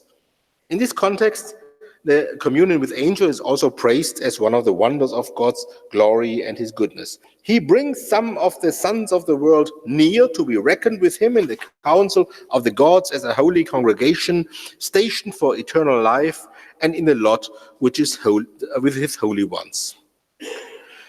The dependence on a heptadic chronological pattern, a scheme of 7, can also be seen in the famous Melchizedek text, where the law for the return of property in the 50th year and the year of Jubilee is interpreted as a prophecy of the last days, in which the Jubilee to the captives is proclaimed, and Melchizedek will return to them what is rightfully theirs. Melchizedek, as a heavenly or angelic redeemer figure, is said to atone for all the sons of light and to judge God's holy ones and to establish a righteous kingdom. As in the book of Jubilees, the liberation from Egypt happened in the 50th Jubilee of the world, and the further liberation is to be expected in the 100th Jubilee. So in this text, the time of deliverance is described as being linked with a Jubilee, a certain predestined time according to a heptadic chronological pattern. A closer relation between scripture and history, or more precisely the history of the community, is presented in the Pesharim, the specific genre of scriptural interpretation, commentaries developed in the Yachad. The hermeneutical presupposition of this technique is phrased in the Habakkuk commentary. The prophets of old, who phrased the words of scripture, did not know what their words were referring to. Only the insight of the community, of the righteous teacher to whom God made known all the mysteries of the words of his servants, the prophets, only this allows for an understanding of those words which aim not at the time in which the prophets lived, but at the end of days. So the words of the prophets aim at the end of days, at the present period in which the community, the eschatological community, lives.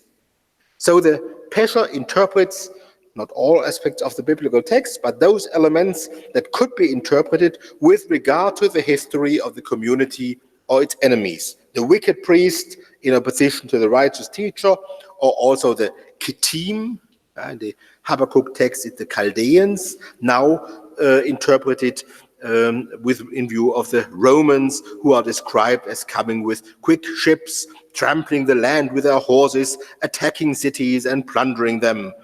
quite precisely said that they worship their standards, the Roman army with their standards, their signs, and this is a very clear sign that the Kittim is refers to the Romans.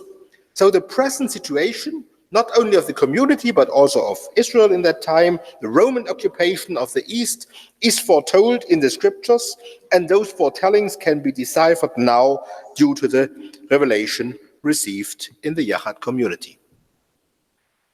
So the Yachad community has adopted essential elements of the view of history from pre-sectarian apocalypse and texts like Jubilees, and adapted this image to its own consciousness of election and special revelation. This is an apocalyptic view of time and history. It does not directly claim heavenly authority, but emerges from the authority of an inspired interpretation of the Torah and the prophets with the help of apocalyptic traditions. I can phrase some concluding perspectives. The Qumran community's understanding of time and history is clearly taken from apocalyptic traditions, including calendric traditions with a heptadic world chronology. It is further intensified by a particular awareness of a special revelation which was given to the community or to the righteous teacher and by the righteous teacher to the community, and enabled them to understand not only the correct meaning of the law, a rigid halakha, but also the meaning of the words of the prophets in their relation to the present of the community.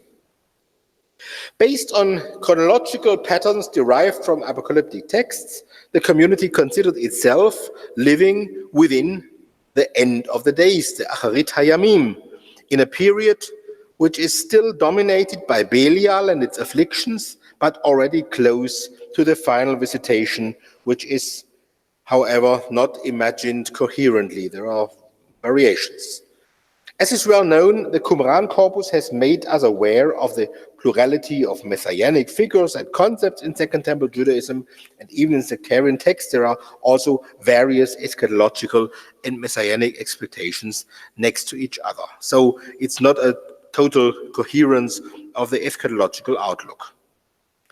The time calculation presented in the Damascus document probably led to the expectation that the final visitation should happen 40 years after the death of the righteous teacher, a fulfillment of a jubilee of 490 years. The concern about the fact that the end did not come at that time is mirrored in the Pesach Habakkuk, column 7, where in interpretation of Habakkuk 2:3 it is said, "This means that the last days will be long, much longer than the prophets had said, for God's revelations are truly mysterious." Apparently, the end did not come at the expected time. Instead, history went on. The Romans conquered the land, and Pompeius entered the Holy Temple in Jerusalem. In that affliction, the Qumranites develop a kind of theory about the delay of the end, quite similar to what happened later in the Jesus movement. It is the tension between the expectation and the real history that had to be explained, and Habakkuk 2:3 provided the textual hint to understand this. On the other hand, the community did not abandon its view that the end or the final visitation with the removal of evil and deliverance of the pious was predestined, firmly established on heavenly tablets. In our modern understanding, such a worldview may appear not only speculative, but even stubborn, fundamentalistic. However, in particular in a period in which the world is seen in serious tribulation under the domination of evil powers, it is important to note that this time of tribulation is limited and that the deliverance is certain, and that there is a final justice and evil will not go unpunished, and piety will get its reward. This is a worldview established in the early apocalyptic tradition, and it seems to have been particularly helpful to cope with life in times of oppression by foreign powers and the experience of impiety even within God's people. And this is mirrored in those texts from the Qumran corpus. Thank you for your patience.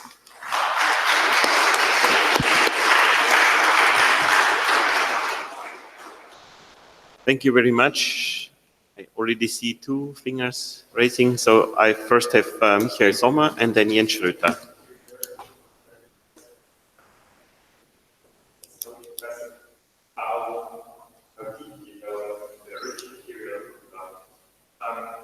As far as I know, some of the texts you want to go from the Gnostic school, and all these texts also use Deuteronomy to gain construction of history, especially the last part of Deuteronomy, Deuteronomy 31. Yeah.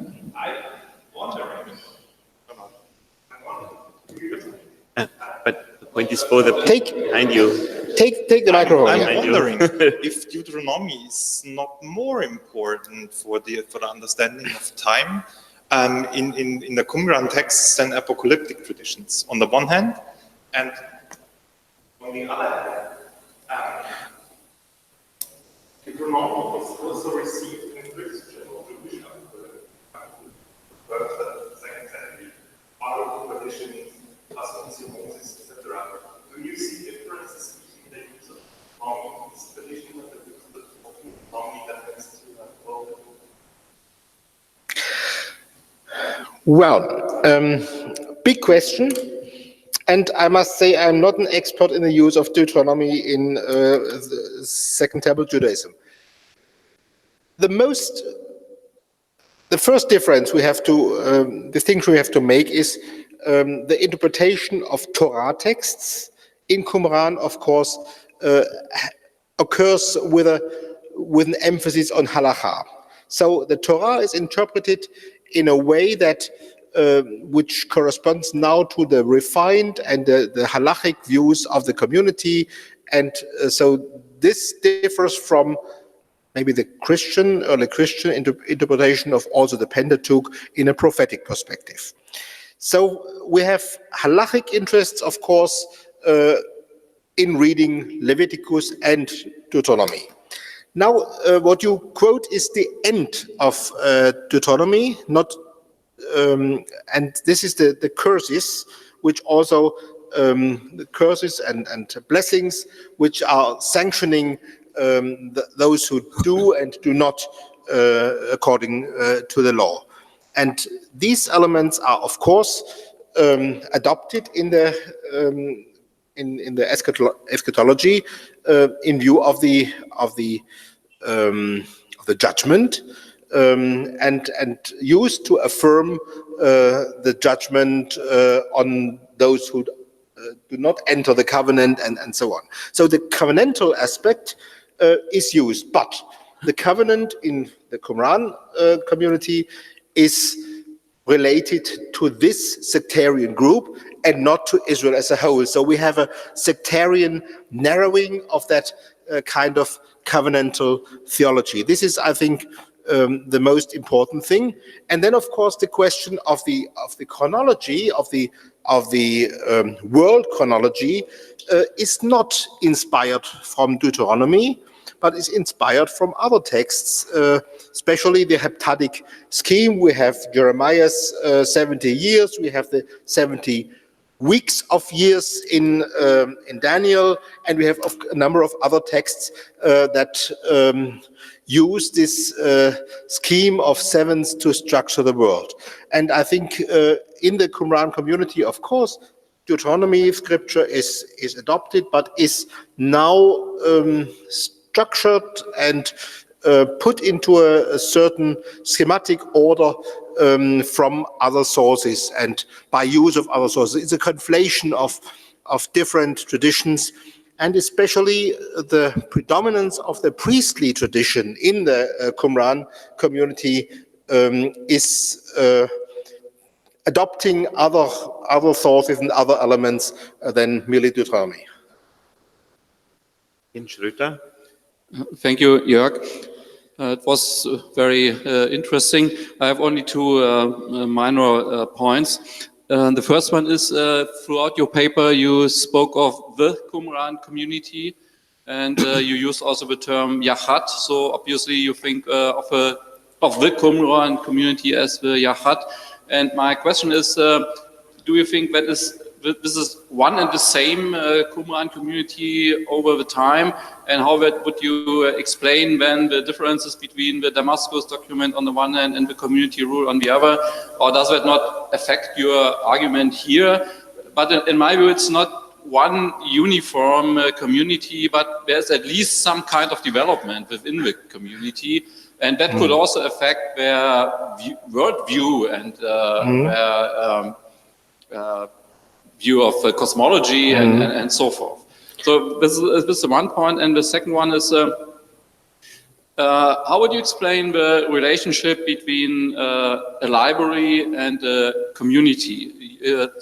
Sometimes at the beginning and at the end of your paper, you use the term adopted. So the community has adopted these apocalyptic writings. What does that exactly mean? Are these apocalyptic writings that come from somewhere else, from a Enochic strand of Judaism, like our dear friend Gabriele Boccaccini likes to argue? And is the Qumran community one strand of Judaism within a broader spectrum of different apocalyptic Jewish groups, and they adopted writings from these other groups and then interpreted them by themselves? Or what is your idea about the place of the community or the communities in Qumran within that broader spectrum of apocalyptic Judaism? Jens, this is a subject for not only one more paper, but for one more conference.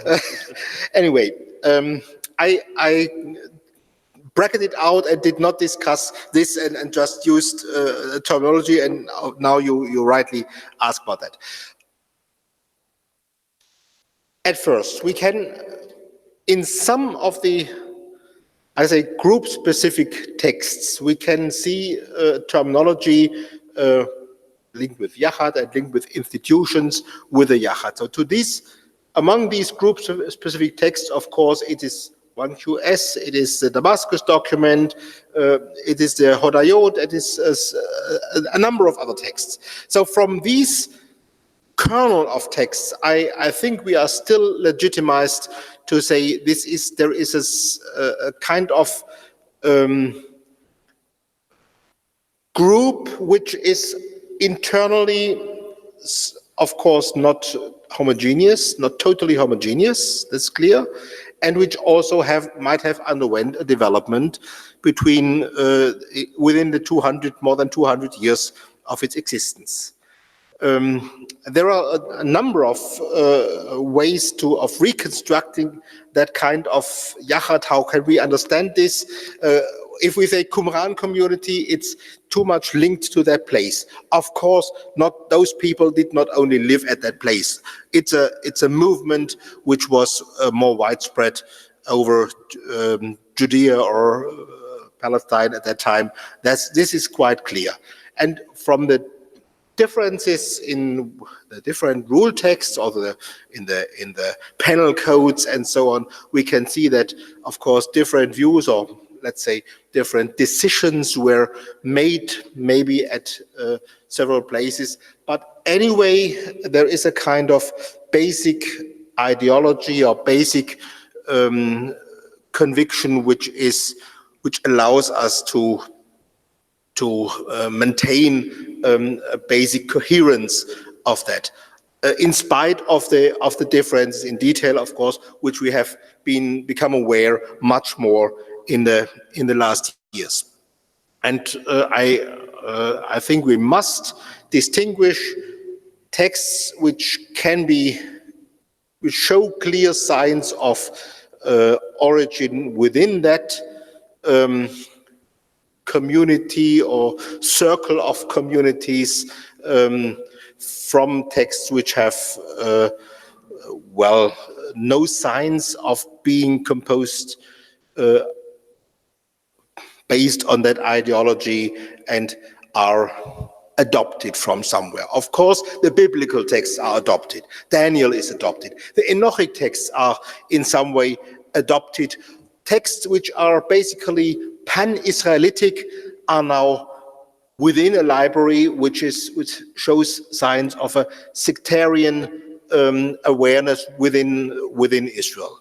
So we must see the group has taken texts which were composed somewhere else but brought into the possession of the community, or even quoted and copied and transmitted in the community. And then we can, I think, distinguish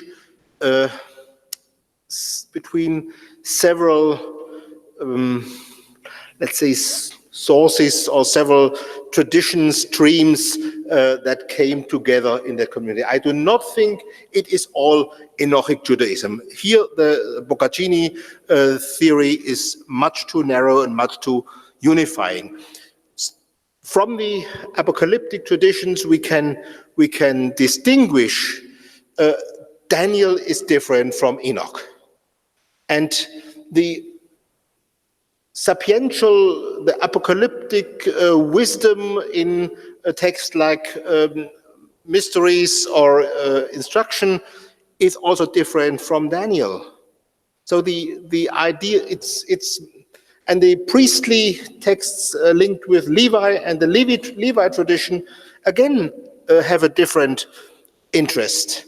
So within the Qumran corpus, we can see, we have glimpses into various streams of tradition that can be distinguished, at least partly and with some uncertainties.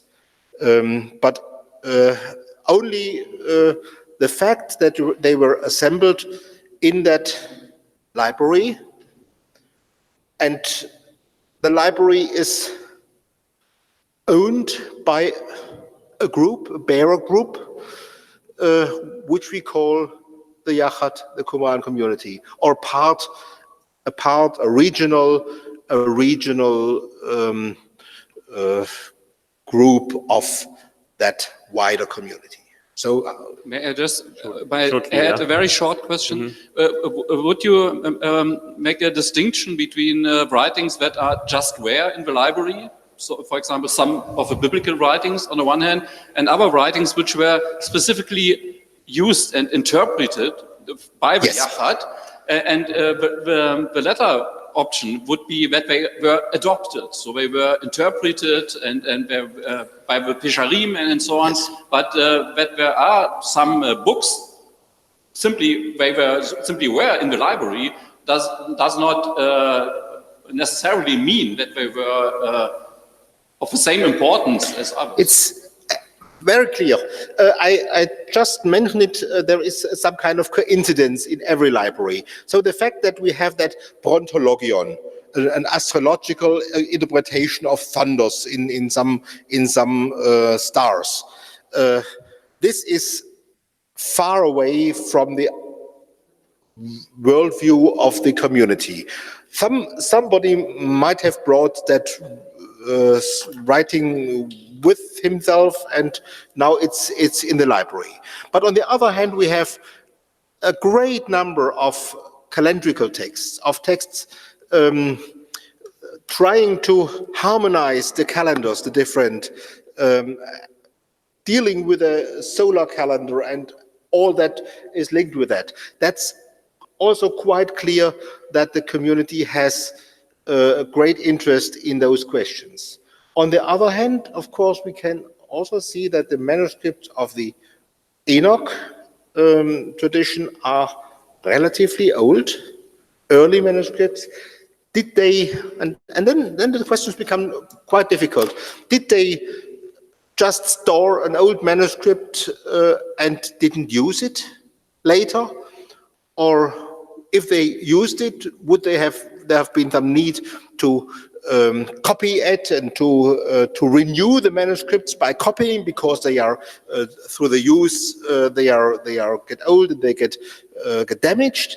So was the interest in Enoch maybe one only in the earlier phase of the community and not so much in the later one? These are the difficult questions which we can try to answer, but will never find concluding answer, because the evidence is too fragmentary. Thank you. I think we will manage it to do until 7 o'clock, even without Jan Bremer. So I have two questions, perhaps if you do it in brief. First, Jos Verheyen and then John Collins. But John, if it's directly or more or less directly to... Okay, I won't ask you the full question on this one, but it follows up a little bit. You talk about the fellowship with the angels, which I think is a nice example of adapting Enoch and Daniel, you know, that what they expected after death, Yep. you now have expected in the life of the community. And well, let's just ask, would you agree to call that realized eschatology, the fellowship with the angels? And if so, how does that relate to the hope for national restoration or restoration of the temple, or, you know, the other kind of fulfillment that you talked about?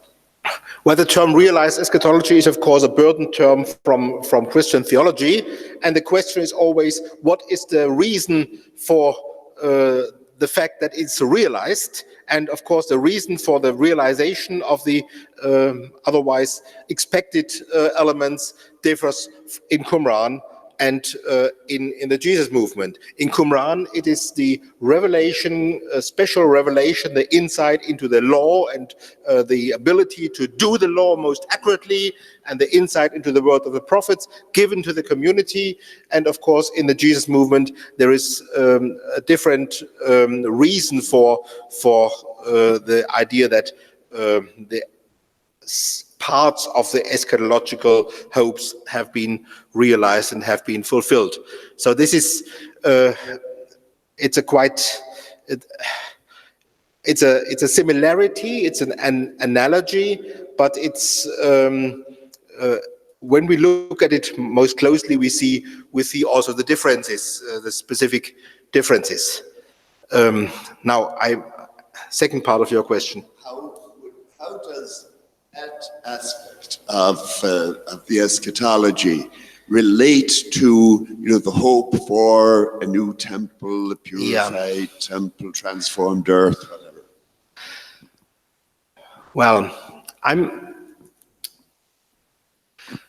first of all, I would think that we cannot presuppose total ideological coherence. That's the first thing, which is also true for eschatology within the New Testament. And then the idea of realization is an elitist idea. So it's the gifts of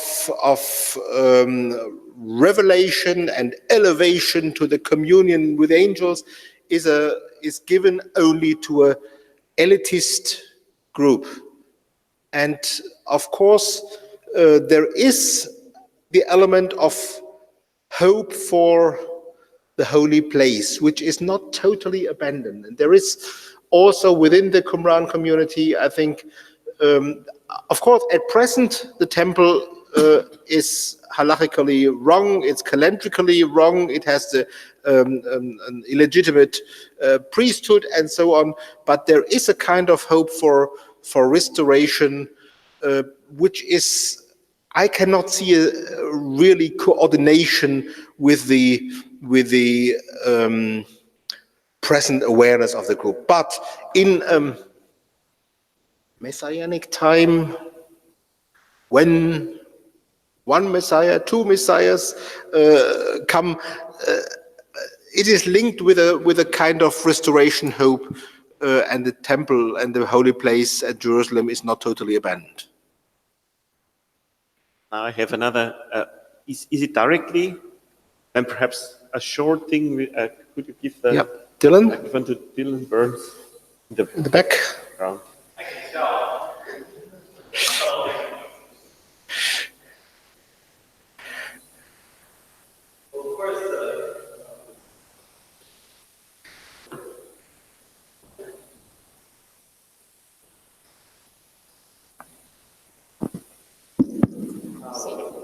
Thank you so much. And thank you for the wonderful paper and for these wonderful questions. Cosmic eschatology and personal eschatology need not be the same, right? So in a lot of the Gnostic material, which also deals with not necessarily deified human beings, but angelified human beings, as you have in Zostrianos, or say pneumatics, people who have some kind of status as saved in the present lifetime. There's no issue with the presence of such individuals on earth with the cosmic eschaton still in sight. And I wonder if we could read these passages from Qumran in much the same way. Even if some human beings on earth may be dwelling with the angels already, this doesn't mean everybody else has to be dwelling with the angels at that time. The end could still be nigh. Does such a reading make sense to you? Well, the communion with angels is confined to the group practicing the right calendar. If the festival is not at the right time when the angels celebrate, your festival is not valuable. So having the right calendar, practicing a rigid kind of purity makes that communion, makes that common lot of humans and angels. Of course, all other people, those outside the community, the non-Israelites and so on, they do not notice anything of that. So this kind of realization is a sectarian communal realization which leaves aside all the others who are in some way considered as a massa damnata, of course. But the cosmic, let's say, cosmic transformation envisaged in the universal elements of apocalyptic eschatology is not considered when just this kind of communion is thematized. So there is a kind of universal framework, but these two strands are kept somewhat apart. They're not always linked. It is not a systematic combination of individual and cosmic eschatology, to phrase it according to later dogmatic topics. Yeah, this is a very interesting contrast with Valentinian literature, of course, where you do have a unification of the cosmic and the personal eschaton, where the intermediary class, people who are not in or out of the Valentinian sect, will either become in or out. And in the present time, these are, of course, denoted the animates, the psychics, right? But if you look at Irenaeus 1:6, in the end, there's actually just going to be the hyetics and the pneumatics. And so the sectarian, something like the sectarian anthropology you see at Qumran, you see, but only envisioned in the future in Valentinian literature. Has that, may I ask back, has this to do with the fact that for the Valentinians or for Gnostics, the belonging is not an outward one, has nothing to do, or is not essentially linked with a halachic practice and so on, but it's more an element of awareness, of an inner self, of an inner development, whereas in Judaism, in the Qumran community, of course, the belonging has much to do with the halachic practice, with the practice of the law, and with the real life elements. That's discussed later, because we don't want to take up all of the questioning time over this particular question. But I don't think that to put it in somewhat of a to use a funny phrase, the soteriological technology, I don't think matters in this particular case, whether it's halakha or hearing the calling. I think it's more about conception of time. Thank you for your patience. Okay, thanks. So, regarding time, I think Jos Verheyen is already waiting for almost 40 years, and I don't want to delay his parousia, his expectation too much. So I think a final question to you. Sorry, Daniel, for So, with all their interest in apocalyptic texts or texts bearing apocalyptic features, preserving a good number of them, producing others, I guess, in a sense, it's a pity that the people who we link to the Qumran library, be they one group or groups or a movement, did, as far as we know at least, did not have the chance to write down their impression after the Romans passed over Palestine in 70. It makes me think of this cartoon where you have this guy standing next to his electric car that is burned out, being interviewed, and he says, well, in a sense, I'm glad this happens to me because it proves that I was always right when I said that electrical cars are dangerous.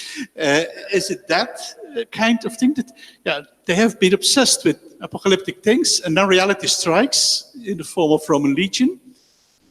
And then what? The difficulty is that we have almost no texts from the late period of the existence of the Qumran movement. Most of the texts we have are composed at the latest by the turn of the era, but the 70 years the temple still stood until the Qumran was conquered by the Romans, and so we have almost no new text. There were some manuscripts crafted in the 1st century CE, but just copying of old texts. We may say the creativity of the movement was away in some, but this also shows that we are, or makes that we cannot really say a lot about their views. We assume they kept to the views phrased in earlier texts because, of course, they stored the text, they crafted some manuscripts, and then, of course, the last big question is: did they really? How did they join the fight against the Romans? Did they now think the last days have come and we have now to fight? So this is the difficult question. We can only answer from some of the arrowheads that have been found at Qumran. So we are exactly at the end of Jan Bremer's presentation now. Thank you very much, Jörg, for a great session. Thank you very much to everybody.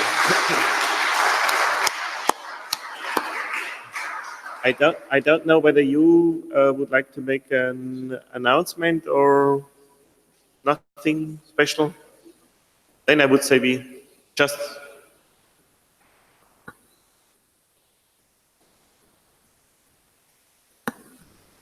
Now we have free time, until 8:30. The dinner will take place here in our building. Tomorrow there will be the special dinner, but not today, a normal dinner, not a Lent dinner, but a Easter dinner, but in any case here. And so in 1 hour and a half, so 8:30, in the same place where we took lunch. If somebody doesn't know where it is, the meeting point before the main entrance, we'll meet them there, and all together we can get the place, the dining room, So you have 1.5 hours, nice time. I don't know, perhaps a walk through Passeig de Gràcia, Catalonia Square, something, several nice places around here. Enjoy it.